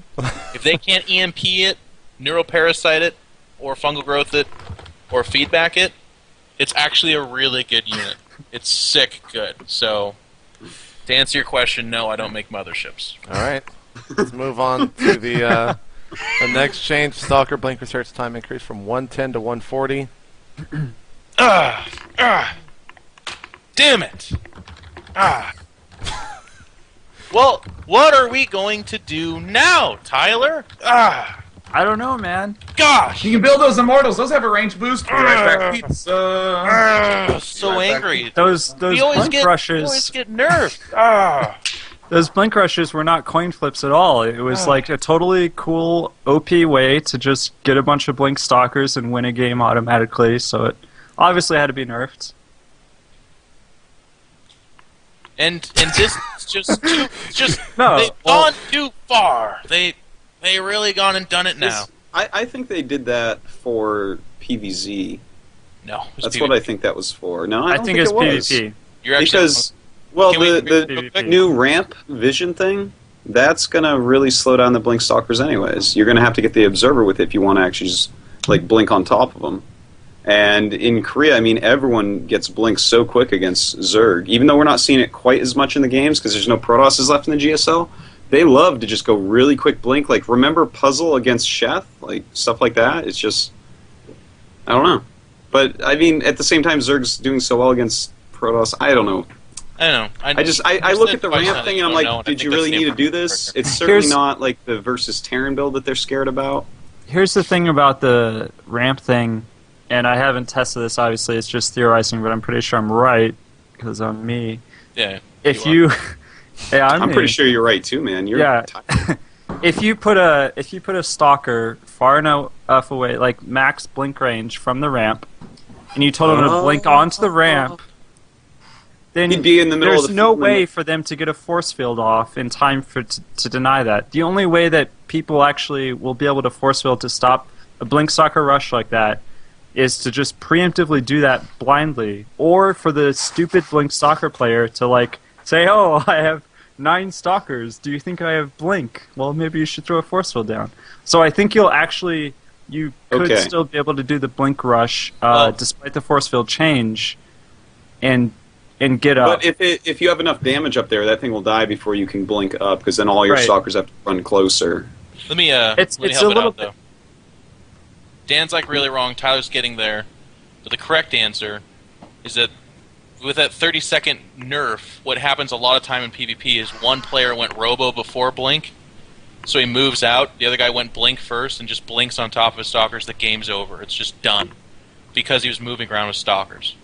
So with an extra buffer of time, there's less of a chance that one player just gets caught going blink slower than the other guy, and then the game's just over. This happened to MLG like 5 times, including Huck versus Naniwa. It's actually a real big problem in PvP because it's kind of like I'm supposed to go see what the guy's doing right now, but I can't unless I want to run the risk that he went straight blink without any other detection or any other tech. Well, it might turn out like 4-gate. You just take one of your chronos off probes. You do like 1 chrono on probes now instead of 2. Oh, Jesus. They find a way. Yeah, man. That chrono boost spell, it's pretty good. They will. Well, yeah. The next change I kind of wish... well, actually, and I don't know if I'm the best, 3-gate blink builder in the world, but a lot of times I find that I'm not at the ramp poised with all of my stalkers ready to blink in at the moment blink finishes.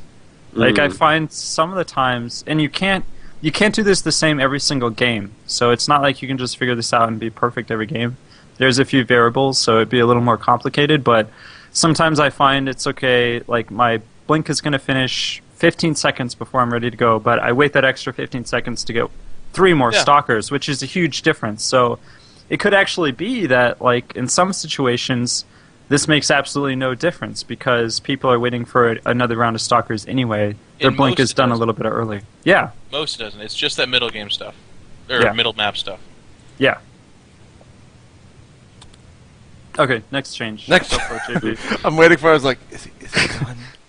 Can I talk? Next change. I wish White Raw was here because I think he's the only Protoss to ever use one of these. Tyler, you've used them a little bit, haven't you? I used them in ladder. Whoa! Jeff, A lot have of you? people use them. I use one to beat Drewby now. Come on now. This is the problem, Well, man. Like it wasn't someone strange. uses something weird in a huge Like match it's with pinned to him. 20,000 people watching, and they're like, "Oh, that's the only guy that can use that." Like the Phoenix and Noni. Fuck you, JP. You have two talented Protoss players as your co-hosts, and we use that shit. Hey man, I just wish White Raw was here, man. Okay. You can't take That's that away. not from a- me. that's He not does use it unreasonable all the wish. time. And, 3 talented Protoss players? oh, Sean, you're playing Protoss too? I like saw that coming. I like before Sean opened his mouth. Like I knew that set of words would be said by you guys. Yeah.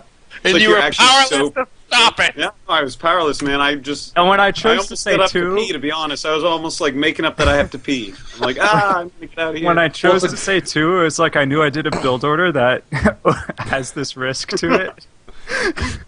And I was wondering if my like 2v2 partner is gonna suffer because Yeah, of dude, this. you sat in your base and you wanted me to send you minerals, and I did, and then I couldn't stop the fucking rush. It was terrible of you. Don't worry, Artosis. We have a dog held captive for reassurance. I'm gonna bring that little backpack to Tyler's house and put his ferrets in it, and they're gonna watch me cook my eggs, and he's not gonna be able to do anything about that.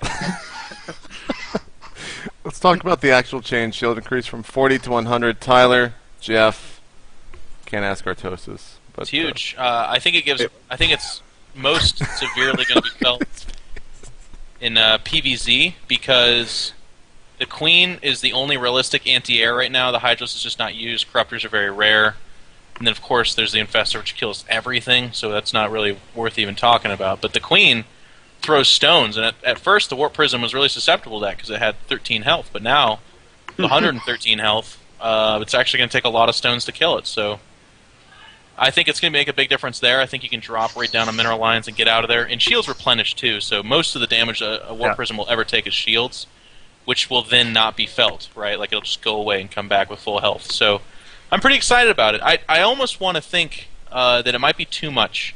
To go from 40 to 60 more, it's like 100 now, right? Yeah. They got 60 40 more. I to think 100. that's quite, like, that's almost kind of funny in Blizzard. It's like, wow, you guys really missed the mark. Like, I've seen things get, 15 health removed from it or added to it, but never 60. Holy shit. I'm gonna take credit for that, man. I'm gonna go ahead and take credit for that. Absolutely.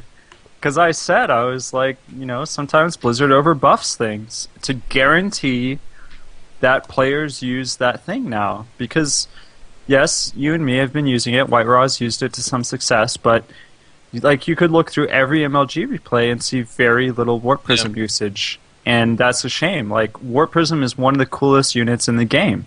It just needs to get that usage. So I feel like Blizzard is guaranteeing that we use it, and if it turns out that you pretty much have to go Warp Prism every game and it's doing a ton of damage and it's literally OP, then they'll very easily scale it back. And then all those builds that we built around Warp Prism usage will still be in existence. And the people that can make it work with a little bit less shields can still do it, and the people that can't, they can't anymore, and now it's not OP. So I think sometimes that's the way you have to balance your game, and I think it'll be pretty cool. I'm not even sure if it'll go live with that amount of shields. I wouldn't be surprised if they bump it down to 80 or something, but I think it would be fine if it went live with 100. I don't think it would be like Protoss is going to win every tournament now just because Warp Prism has so much shields, so I think it would be nice. Are there, just random question, are there any tournaments that happen on the PTR? Or do any pros actually play on it? No. Don't think so. I think Zelnik is on it 24 hours a day, but other than that, I'm not sure. Let's just put it this way, most of the pro gamers would not do it. It's Yeah. it's too volatile. Things are getting Yeah. worked. Like, if you spend 5 days working, you're like, oh my god, I'm going to be ahead of the curve, and then they just don't implement it, You've essentially wasted 5 days of practice, like And literally. who are you going to practice against? Like, unless you're bringing your pro friends on there to do customs, like, Would you guys be? it's going to be a waste of time. Do you think any yourselves or any other pros would be up for like a show match on it, or would it just not even? Show be match worth- on it? Would it No. not even be worth? Because the if you time? don't practice for Yeah, it, then yeah. it's like Right, it's right. not showing anything. It's going to be a joke. It's true. Artosis, Sean, War Prism Chains. You guys have any thoughts? I like think it. Tyler It's hit nice that. Oh. Go ahead. Oh no, geez! I actually just realized now I might have a severe lag on my voice, but whatever. Like, I think Tyler like really hit it that like that it's important to like make it a very large, obvious window of opportunity instead of a small, tiny one. Because I remember like I spent like 20 hours one weekend working on one build that involved you getting fast immortals to try to hold off a 4 warp gate, and this is when it was 140 seconds for a warp gate. And it worked with a 5-second timing window. So you like had to have your pylons placed exactly, so that way when you got the warp in on the sentry, it didn't have to walk for 3 seconds to be able to force field your ramp, because literally it would like warp it and then force field, like it was that narrow. And even though it worked, it's kind of stupid. You don't want to have to make someone work that ridiculously, absurdly hard to find some small little juicy nugget there. So when it was like plus 20 seconds for the warp, I was just like, oh, thank God, at least I have a little bit of wiggle room, for this build. And I really feel like Protoss have nothing that they can really do in terms of like hitting people in a lot of places at once in the late game. I mean, like Terran have like medevacs and nukes, and I mean, even just the medevacs alone are enough. Like Hellions are really, really, really fast. I can't actually think of any Protoss unit that can like wander out on its own and do anything. Like Zerglings can, Hellions can. Like Protoss has nothing at all that can go do that. DTs, kind of. Yeah. The DT was the only one that I can think of, but that's just because of the cloaking. Like you don't have anything that can just like run out alone, visible. They can see it and be like, well, I can block that, but I can't necessarily kill that unless I work really hard for it. It's literally like only the DT for Protoss. And if you try to get Warp Prism, you also have to get speed and also have to be very, very fortunate when you're moving forward. Because the Warp Prism is actually so fast when you get the speed upgrade that if you fly anywhere close to an army, you don't even have enough reaction time to turn around because it's fucking dead already. Like, there was no way to do any damage except with a big, gigantic ball. Alternatively, you can hide pylons all the fuck over the place. But I definitely think that the speed of Warp Prism is somewhat underexplored. But it's still kind of like backs to that 5-second timing window I was talking about for holding off a 4 warp gate with a specific build. It's such a small room for error that you're like, well, screw this. I may as well just build 2 more Zealots than build a Warp Prism. And I honestly think that there would be nothing wrong with them making it like we're dropping life by 20 and increasing shields by 100. So that way, like, it's not an overall health increase by maybe as much, but that you can like heal the shields. So that way you can take a lot of damage, run away, heal the shields back up, and keep going. And then you can have some cool things where it can get hit by an EMP, but again, it's still so fast that it can run away and heal the shields up.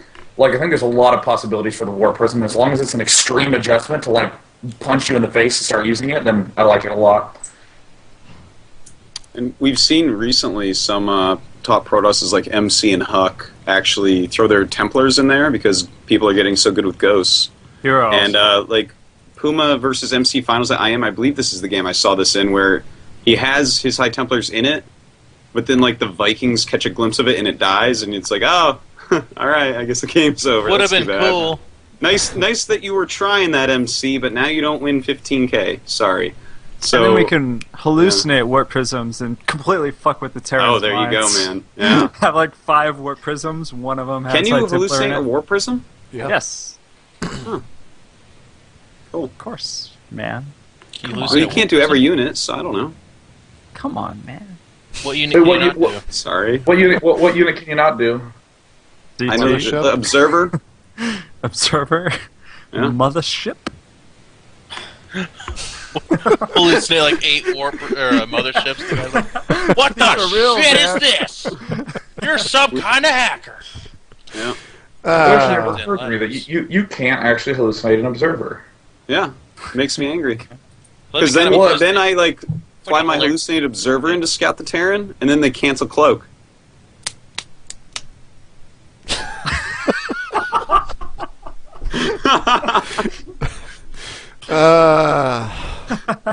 One of the other big changes for Protoss that was listed as a bug fix.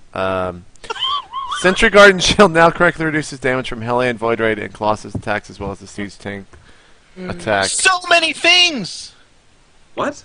Yeah, when I read that, I didn't actually know that it glitched versus those. Well, by glitch, you mean it didn't have an effect. Yeah, it didn't have an effect. It didn't? No, none at all. What didn't? The Guardian The Shield did Guardian not Shield. reduce damage against these types of Yeah, ranged attacks. Hellion, Void Raid, Colossus, and Siege Tank's Siege attack. I have been Artosis, you're off the I have show, been man. using That's Guardian stupid Shields to know. against Colossi for quite some time. I feel cheated right now. Wow. All that Well, I'm really retrospective glad for that anger is change. boiling up right now. Blizzard hates us. I can't wait for the Void shit. Whatever the fuck comes out of that Void, it's gonna be good. The Phoenix, I always fall back on this. The Phoenix Graviton Beam fucking breaks. And like 2 months later they fix it. Like they just don't care about us. We're the orphan Yeah, that children really should have of been StarCraft. hot fixed. That was a bad one. Wow. Which problem was this? The gravity beam, the Getting stuck. graviton beam for Phoenixes being bugged for like a whole patch. You remember that? Where it just got stuck, or whatever. If you, You yeah, had to if hit you, escape on each individual Yeah. Phoenix. Oh, You're just sitting if the frozen. if its target died, it wouldn't cancel That the graviton was- beam. It would go for it would be stunned for the full duration, as if it it would was be still sitting there. going. I got this. Yeah. And they didn't hotfix that. Like that was live for like a full patch cycle. Yeah. So that was kind of a bummer. But let's So- not just point out their bad moves. They've I'm mostly kind of done everything stumped right. because in true state of the game fashion, there's Terran changes. We don't have a Terran player on the show. Should we just skip it for the forum users? So they Well, actually have something no. to complain about? We should actually do that, then What? also talk about... Jeff gets what I'm saying. You guys just don't Yeah. understand. They're actually taking this serious. Artos is like, sarcasm? What is that? Can we talk about the bunker changes first? I see you getting Or- ready for... There weren't any. Yeah. What's the deal? I don't know. I don't think the is- bunker. You gonna tell me they got the bunker down? This is I 2 got patches it. in a row where they haven't actually Sad. changed it, man. What's going on? Is hell frozen over? Is this it? Is this the bunker No, we're gonna deal you with know forever? what it is though. It's the vision up a ramp indirectly Oh. affects bunkers. So That's don't true. underestimate Blizzard's craftiness, man. They're tweaking the bunker. Where The does it say backdoor this? change What? to the bunker. Oh wait, no, you're making that up. Like this isn't Oh my in these God, notes. You guys are looking at something else. We read between the lines, man. That's our job. Man, Dan, that must have been a long flight, bro. you Dude, need listen, some- you gotta eat some it fucking was. steak. It was really long, man. Get some goddamn protein in that body of yours. This grass, bread, and bug diet that you've been on for a while now is not even working. You know what I'm gonna do, Dan, for Bugs you, have just feelings. for I you. don't eat those. You, Dan, what's your favorite peanut butter brand? I know you're gonna be very Jif, passionate. obviously. Like, don't Yeah, even joke, okay. Tyler. I know that's your favorite too.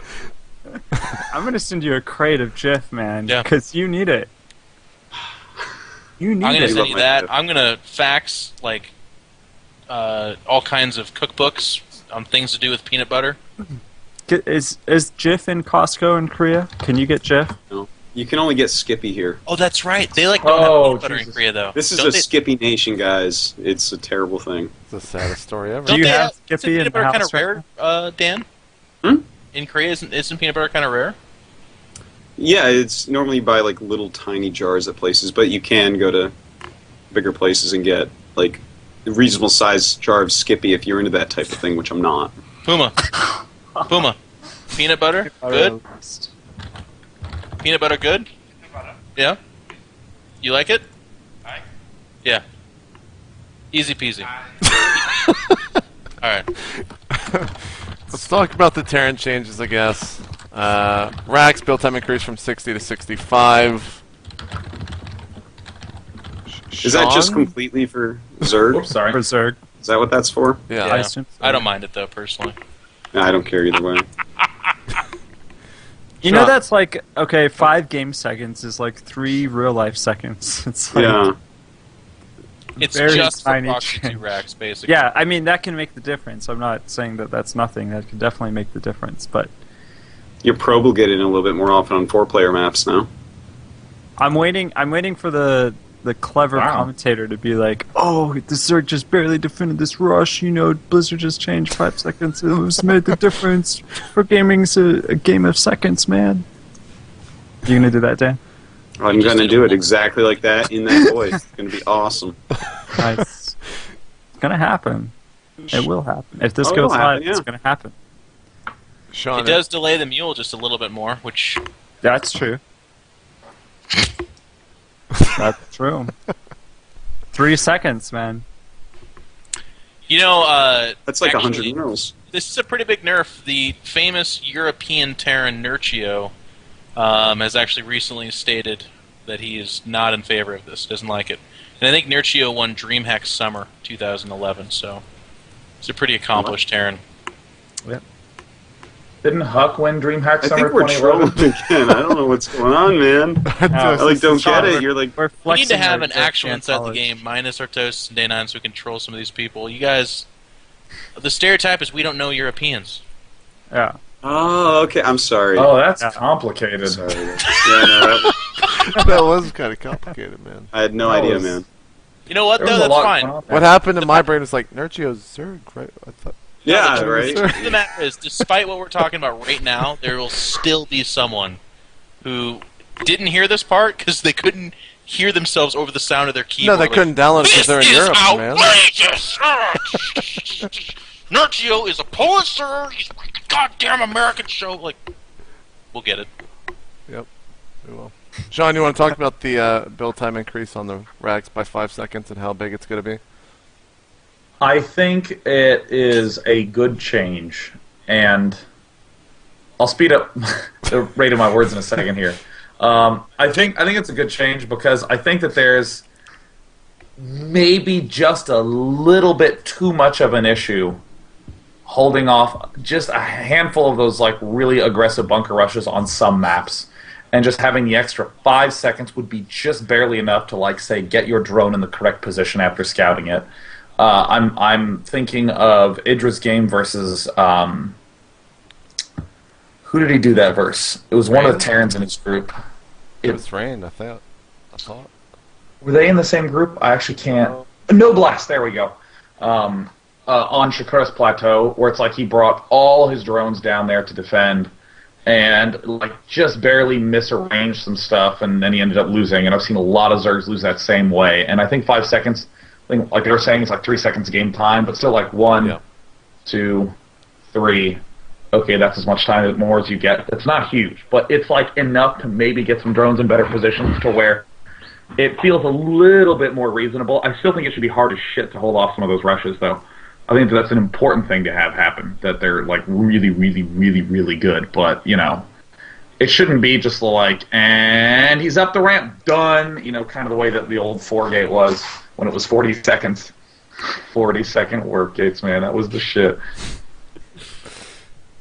Artosis, do you want to talk to me about the Blue Flame Hellion decrease, since you cast the most TBTs of any caster in the known world?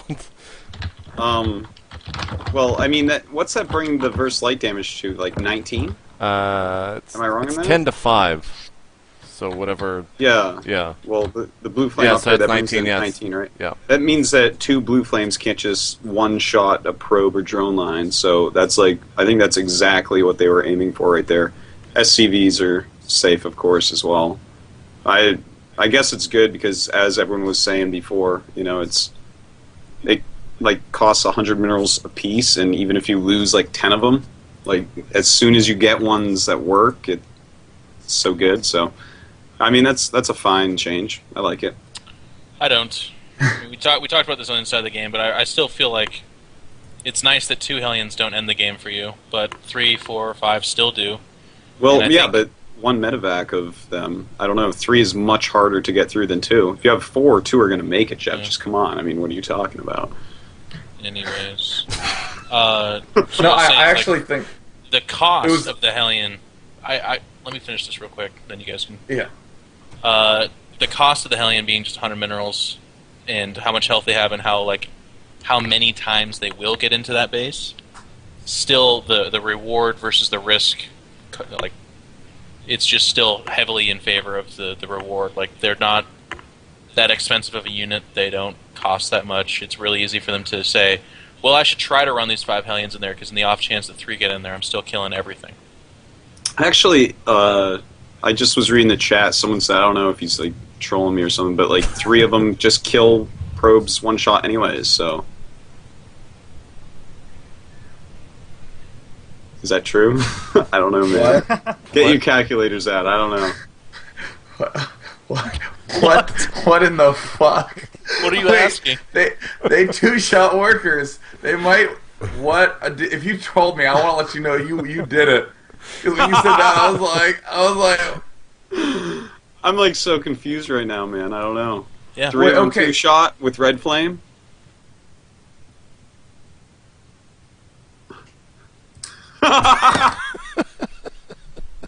Okay, so I'm like so confused, man. I don't know the numbers. okay, so wait. Oh, because I thought you were talking about Blue Flame Hellions. Like Blue Flame Hellions 3-shot, right? And I was Jeff like, just like walked out. No, he restarted his PC. He didn't know how to fucking restart, like log out, man. He just hits the power button. Come on. okay, so right now Hellion does 42. Like a Red Flame Hellion does 14 damage a shot, so 3 of them do 42 damage. So they can kill probes and drones in 3 shots. But isn't that what I just said? What did so I that say? means, but they 4-shot. What's this things SCVs? So it's actually kind of interesting to note that they will indeed.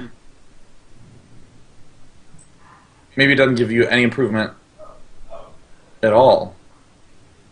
Huh. That's actually. Sean's doing math in his head. You know, calm down.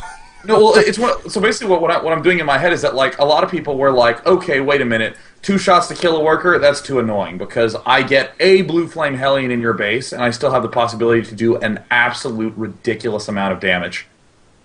I'm still remembering Phoenix vs. Tyler on Xel'Naga Caverns from DreamHack Winter, where it was 26 probes in 1 shot from 2 Hellions, and it was like, ugh.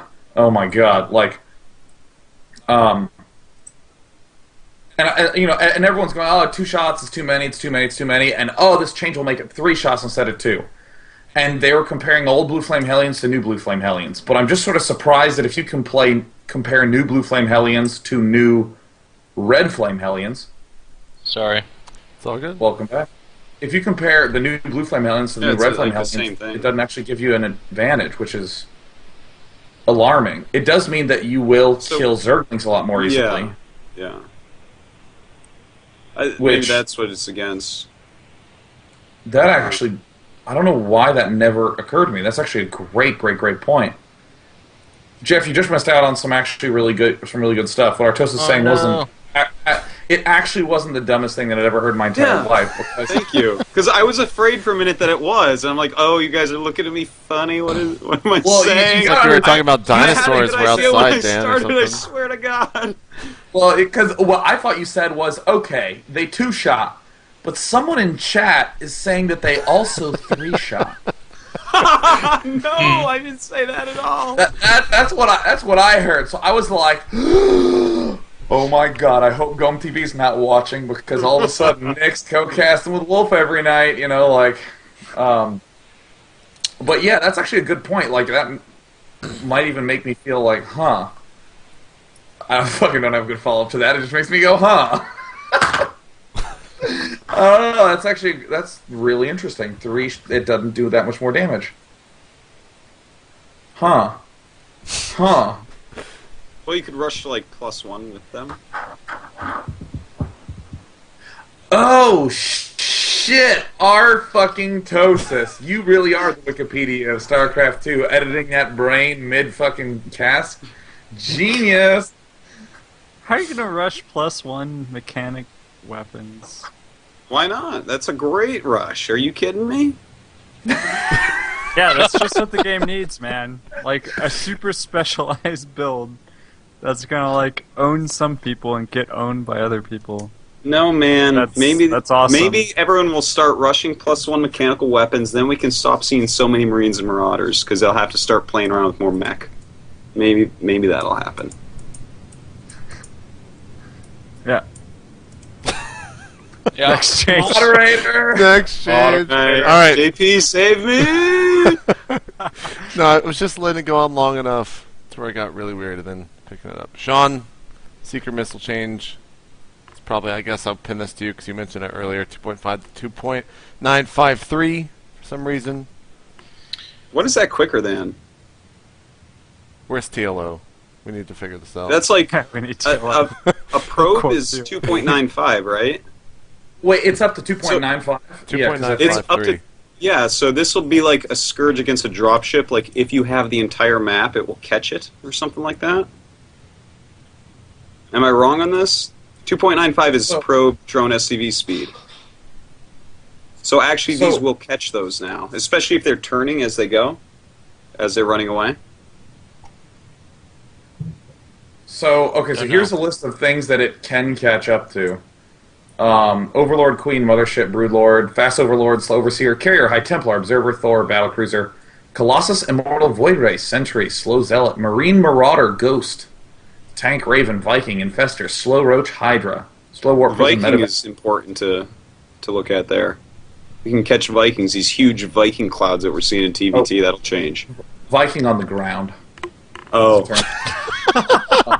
The Viking is like running away, slipped up. He's like, ah! Keeps going. No. All right, wait. Medivac, slow Banelink. Oh no. Okay, need head start. Okay, so it's 2.95.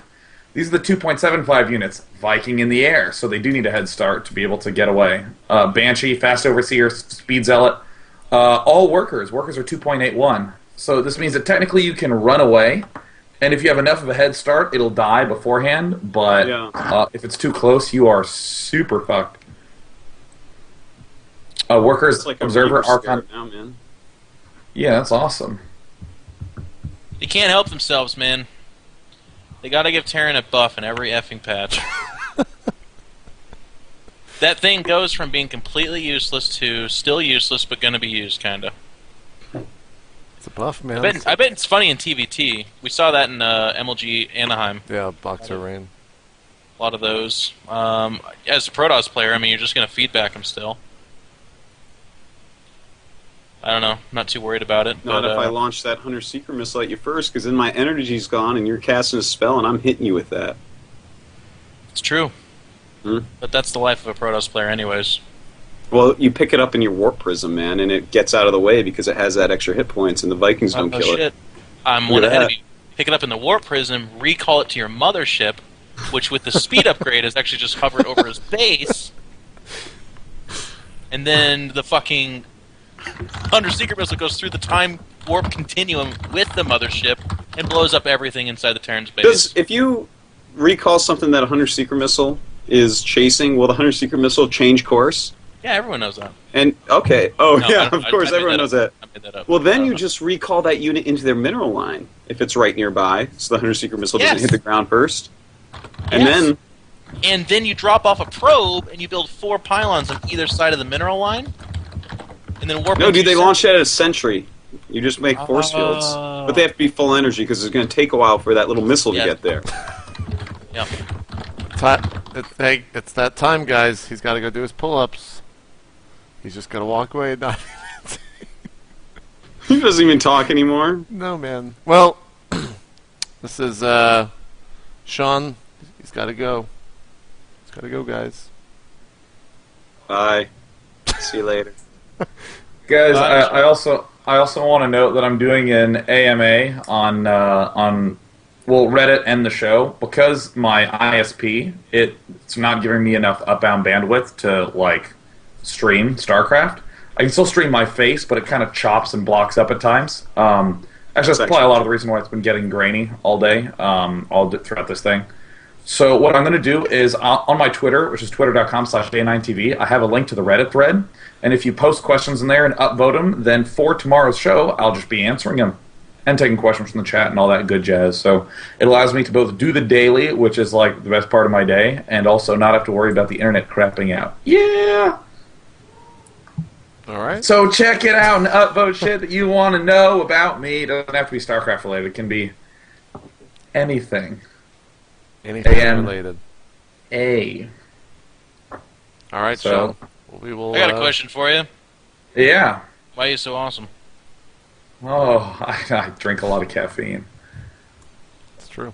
Nice. All right, Yeah. Sean. See you Thank next you, Jeff. week, man. I'm going to give you a heart there. Yeah. Bye, guys. See you next week, Sean. See you later. All right, we got to go through. Someone just tweeted me something good, actually. What's that? 5 seconds longer on the barracks means 5 seconds longer to build a bunker. So actually, they did change the bunker build time. Yeah. Wow. But has anyone ever started the bunker the second the barracks is done? Has that ever occurred? Yeah, Richmond. Obviously. Yeah. Okay. Do you not know who Richmond is? Should I? I'm sorry. I liked it when we could have inside jokes, Dan, when you knew the players. I know all the players. Well, case in point, kind of not. I'm sorry I don't know like your students, Jeff. Jesus Christ. Oh, Dan, don't get mean now. Come on. He's not a student. He's on Gosu. He was at MLG. He's been at like every MLG now. Does quite well. Mm-hmm. There's actually a chance you might have casted him. No, I don't think so. I would have remembered him. You'd think so. So Tyler, how long do I let He's a this little go older. on? What do you think? 10 more? 10 more seconds? Is that? I think now might be better. Let's talk about the Zerg changes. Infestor fungal growth damage changed from 36 plus 30 armor to 30, 40 versus armored. Well, you guys are all Protoss players. I don't know who to throw to first, but since it's state of the game, Tyler. I don't know if this is really necessary, to be honest. I know infestors are really strong. They've become very nearly essential in any ZVP of significant length. But I don't know if this is necessary. It's a very significant change. It's a big damage difference, I think. But They did a scale. It's if you string the fungals together, they kill every Protoss unit the exact same. oh, really? I'm not even kidding you. It's the same. So it's against Marines then? It's only Marine medevac. A Yep. marine medevac thing. Yeah, because in like the bigger thing about fungal is the snare.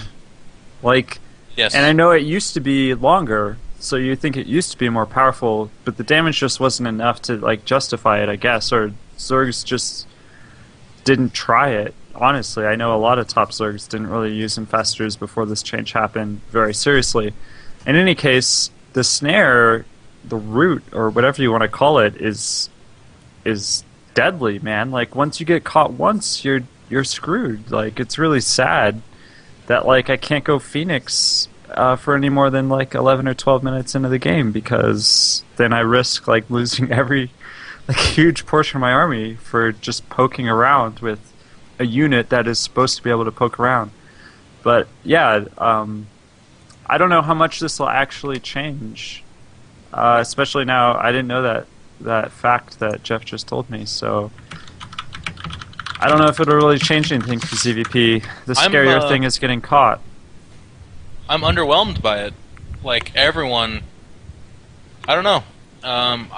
I think I just agree with Tyler. I think, and of course, this is the portion of the state of the game where everyone goes, "Fucking Protoss players, get some Zerg." Like they're gonna.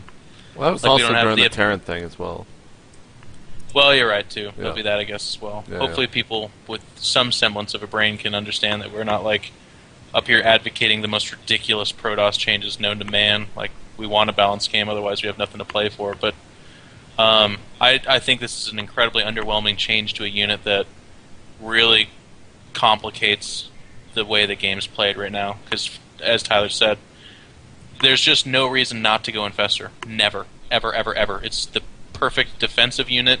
Now that Zergs are realizing infested Terrans are fucking fantastic, where there's like a rush based around it, where you actually will get your socks rocked right off if you don't have a lot of units.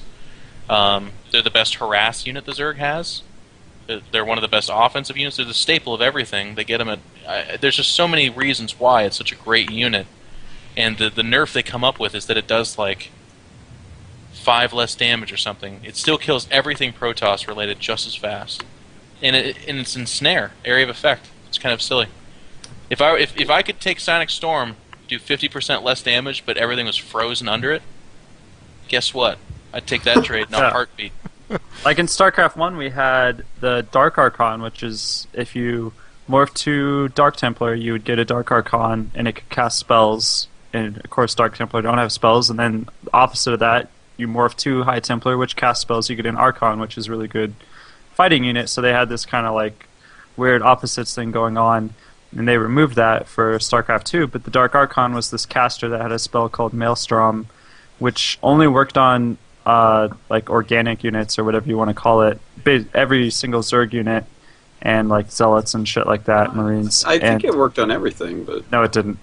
Sure. You're bad. It only worked on biological units or organic units or whatever. You can Google this, Artosis. And it was. How do I Google? Oh, Christ. How do I Google? It was a stun. part is It did no sheriff. damage, and you had to research it. Actually, the basic spell that Dark Archons came with was feedback, and then you had to research Maelstrom. And that's all it did was hold shit in place. So like your basic muta counter, which not a lot of people did, it became a little bit popular when I was in Korea, and I think it faded out again. But some people would like get a Dark Archon, get a Maelstrom, and then mutas would fly in. The Zerg wouldn't know you had this Dark Archon, and they'd get caught. And if you could also have an Archon there in position to actually deal damage, well then that was just an awesome move. But this idea of, like, Zerg, I know sometimes they have a fungal ready and they don't have damaging units to actually take advantage of that. Most of the time they have enough, though. And it's scary enough that you don't actually want to even poke in. And the fact that the unit that traps you there also does damage is hard enough. And so StarCraft 1, it was this same kind of mechanic was a lot more difficult to achieve. And when you think about mechanics like this, and I know there's been a few discussions on Team Liquid about this on the forums, like mechanics that are anti-micro, where once you get hit by them, it's over, where you would rather have a little more exchange going on in the micro, where you get hit by a fungal, that's all you can do is right-click furiously and hope that they mistime the next fungal. And that's all there is to it, and that's just dumb, like... Should be a fungal, which is an ensnare, and then they should have a plague, which does 45 damage over a period of time. Yeah. Give them an extra spell. And then Infestarin and Neural Parasite should be with Protoss. The other thing about this change is Infestors have been really strong, and infested Terrans are actually a lot of the energy is going now. Yeah. And I don't know if Blizzard was aware of this like kind of change that was going on because it's been kind of recent, but a lot of Zergs are now showing us, at least in ZVP, I know that just going Ling Infestor and then forcing a fight and then you throw down 1 million infested Terrans, it's sick. Like any Protoss that takes their third relatively quickly has a hard time defending against this because there's no way to kill the infestors. When you have like 60 Lings literally paving the way, scouting everything ahead, the Zerg always keeps their infestors safe. There's nothing you can do. And then when they actually attack, 60 Lings are the buffering thing that makes it so every single infestor survives. They drop all their energy on infested Terrans, and then Lings and infested Terrans just destroy a third in most of the Protoss army, and then every single infestor survives. And Lings are free. They all die. They do their job and they're free. Every single infestor dies to get energy to cast more infested Terrans. So I'm not saying that they should have like nerfed infested Terrans, but I think if they were thinking that infestors are a problem in general and they wanted to nerf infestors, that specifically nerfing fungal might not totally address a problem there. Yep. Do we want to move on to the Overseer change? Or Artosis, do you want to talk about the Infestor? Yeah. No, not about the Infestor. Tyler hit it pretty well. But apparently Namcher is Richmond backwards. So actually, I do know who that is. Thank you, Jeff. Jeff like reads names backwards and wants me to know who they are. It's like what are you gonna say? I'm not really sure, man. We'll just It's like call him Duce Richmond. Satra. I'm like, I don't know, dude. That's my name backwards, though. Like, do you say JF or do you say man. Ifnage? I say Ifnage, and then I started saying JF once I learned that his name.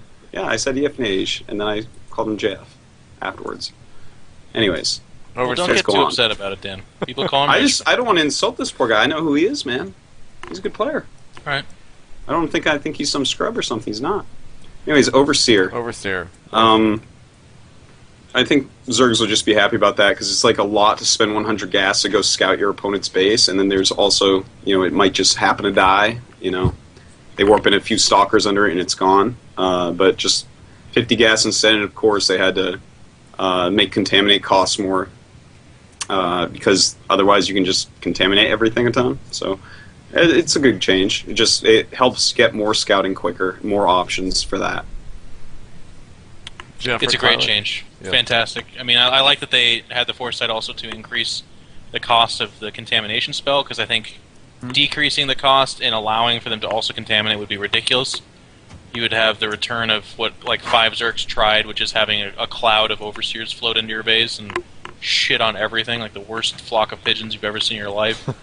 But I like this, because a lot of Terrans were... I mean, I think this is a ZVT boost to Zerg and nerf to Terran. A lot of the problems they've been having is I don't know what the hell the Terran's doing in there. Yeah. So I think one of the complications that still happens at lair tech, and Zergs don't necessarily go to lair very fast, but this helps, I do believe. Yeah. I don't know what I think about it as a balance change, but as like a game design change, it's definitely good, because game design wise, you need to have possibilities for scouting. And I know this has been a topic for a long time.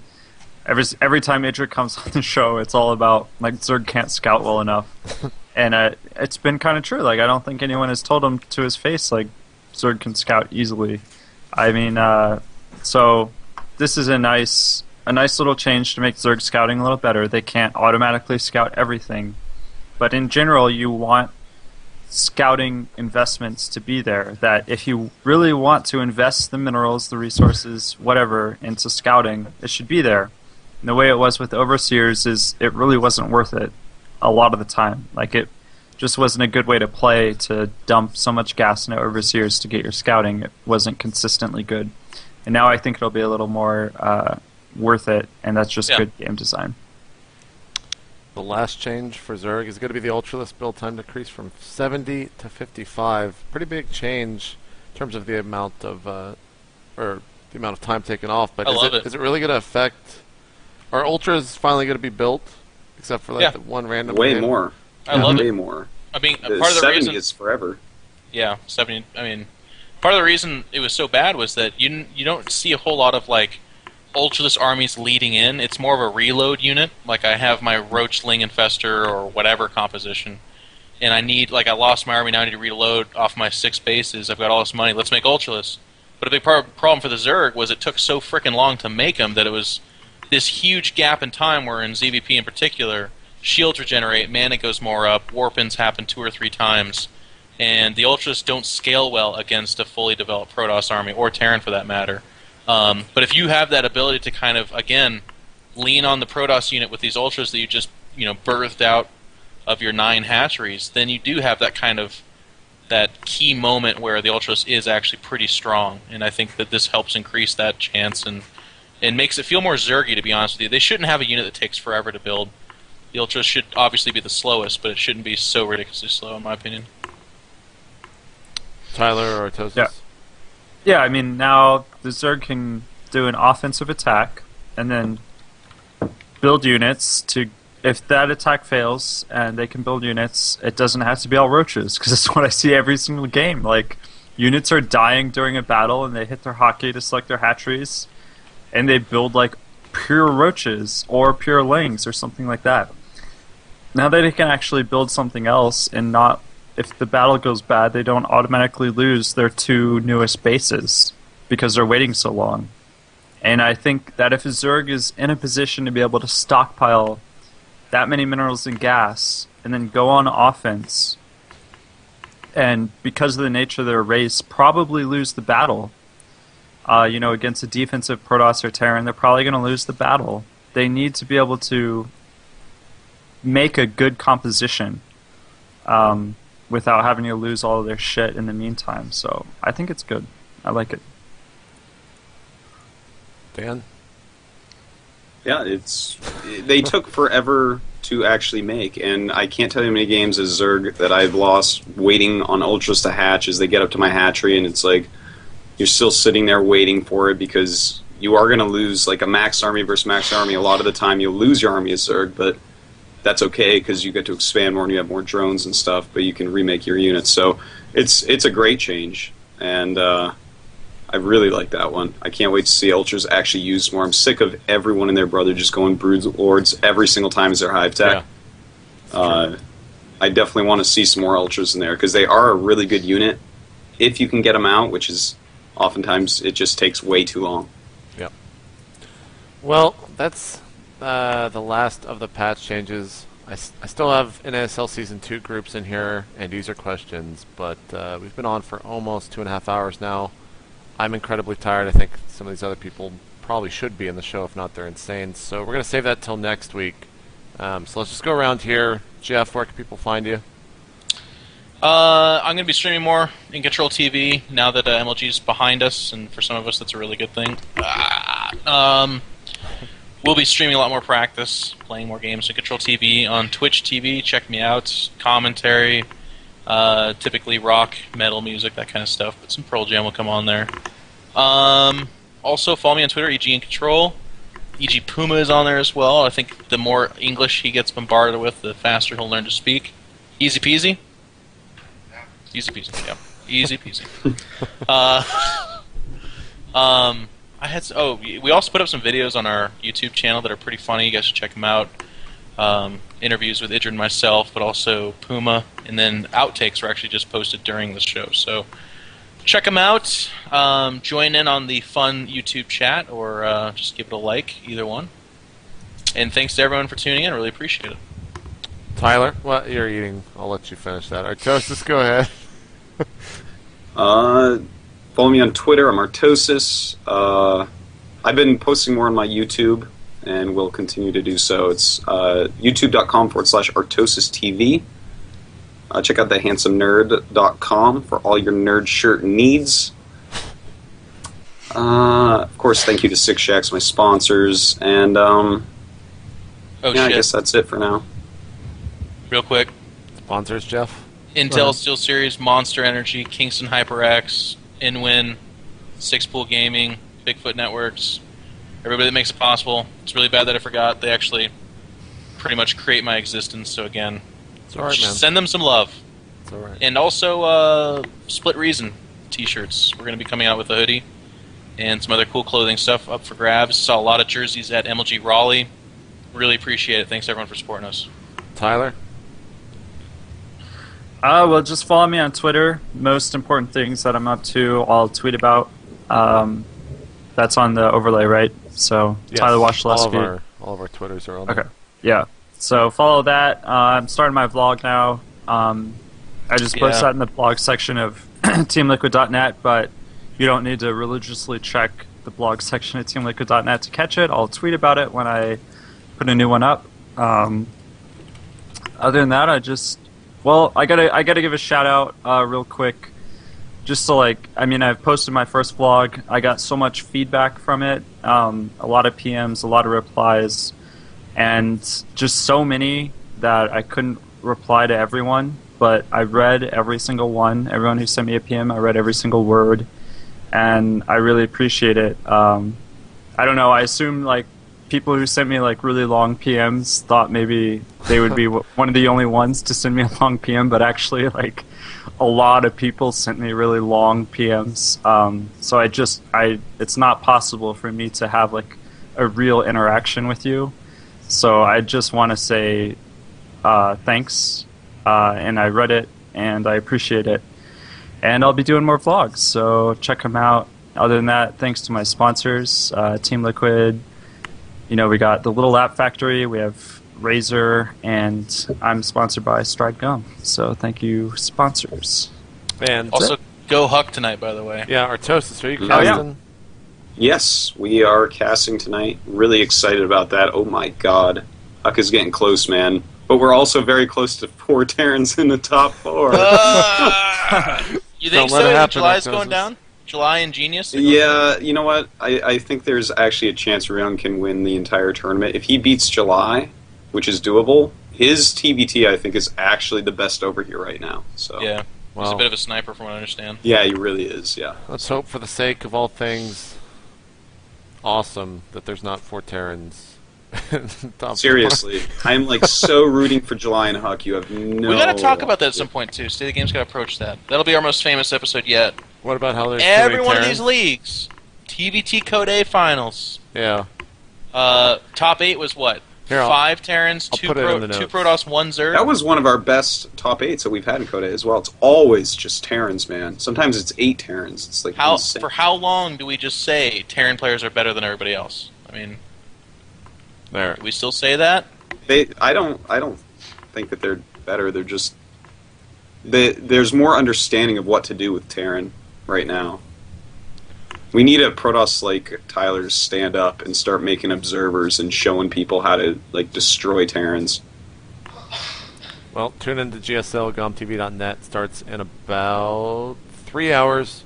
And I just want to give a huge shout out to... I gotta get going. Yeah. That's why I cut this short, man, because we were going too long. Huge shout out to the Alaskan Distillery. Yes. Guys are Oh my god, they awesome. were just... I wouldn't have had such a great MLG without them. If you like vodka, if you like drinking, go check them out. They're good stuff. And showing love to the people that sponsor us really does matter. Go buy Yeah. a pack of Strat Gum, tweet at them, whatever. Hit up Yeah. Monster Energy. That guy's in our chat every single time, by the way. Like, if you write an email, you say, hey, you guys are helping us out. He reads 'em. Alaska Distillery. That guy is like the most nonplussed dude on earth, but I swear we're making his night. I hope he is. We crash his website every Tuesday, so hopefully that's a good love. But like, Yeah, we do that to Alaska Distillery. write those all the letters. time. It matters. Yeah, I mean, Artosis Pepsi responded with the GOM TV thing, so... Yeah, State of the man. game at That's Raleigh. amazing. I have to believe. I mean, they were like, felt like I won a championship or something stepping off that stage. All the MLG guys were like, awesome job, that was amazing, I love it. So if you write emails, you support that stuff, maybe we'll get more live State of the Games, Yep. all that good stuff. Like, you guys are a part of this community, and you can help us out, you can help yourselves out too, so hopefully it works out. Indeed. Alright, guys, it's way too late. I'm way too tired. We'll be back next week for a rejuvenated cast, and also next week will be day 1, leading into State of the Game of the MLG Global Invitational. So we'll see you guys there. Look for more information later this week. We are out, and we are extremely tired. See you guys then. 안녕하세요. No fans blocked over here, folks. Gotta say,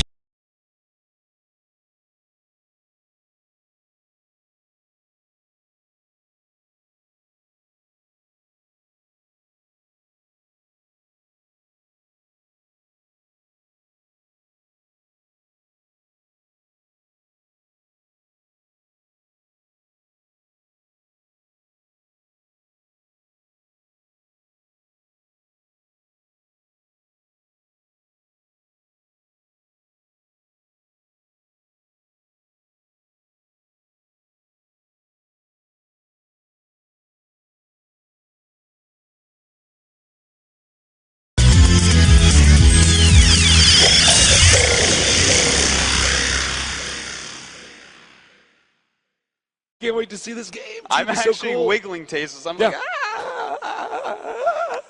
This is crazy, man. CVT, man. It's crazy, man. It's crazy, man.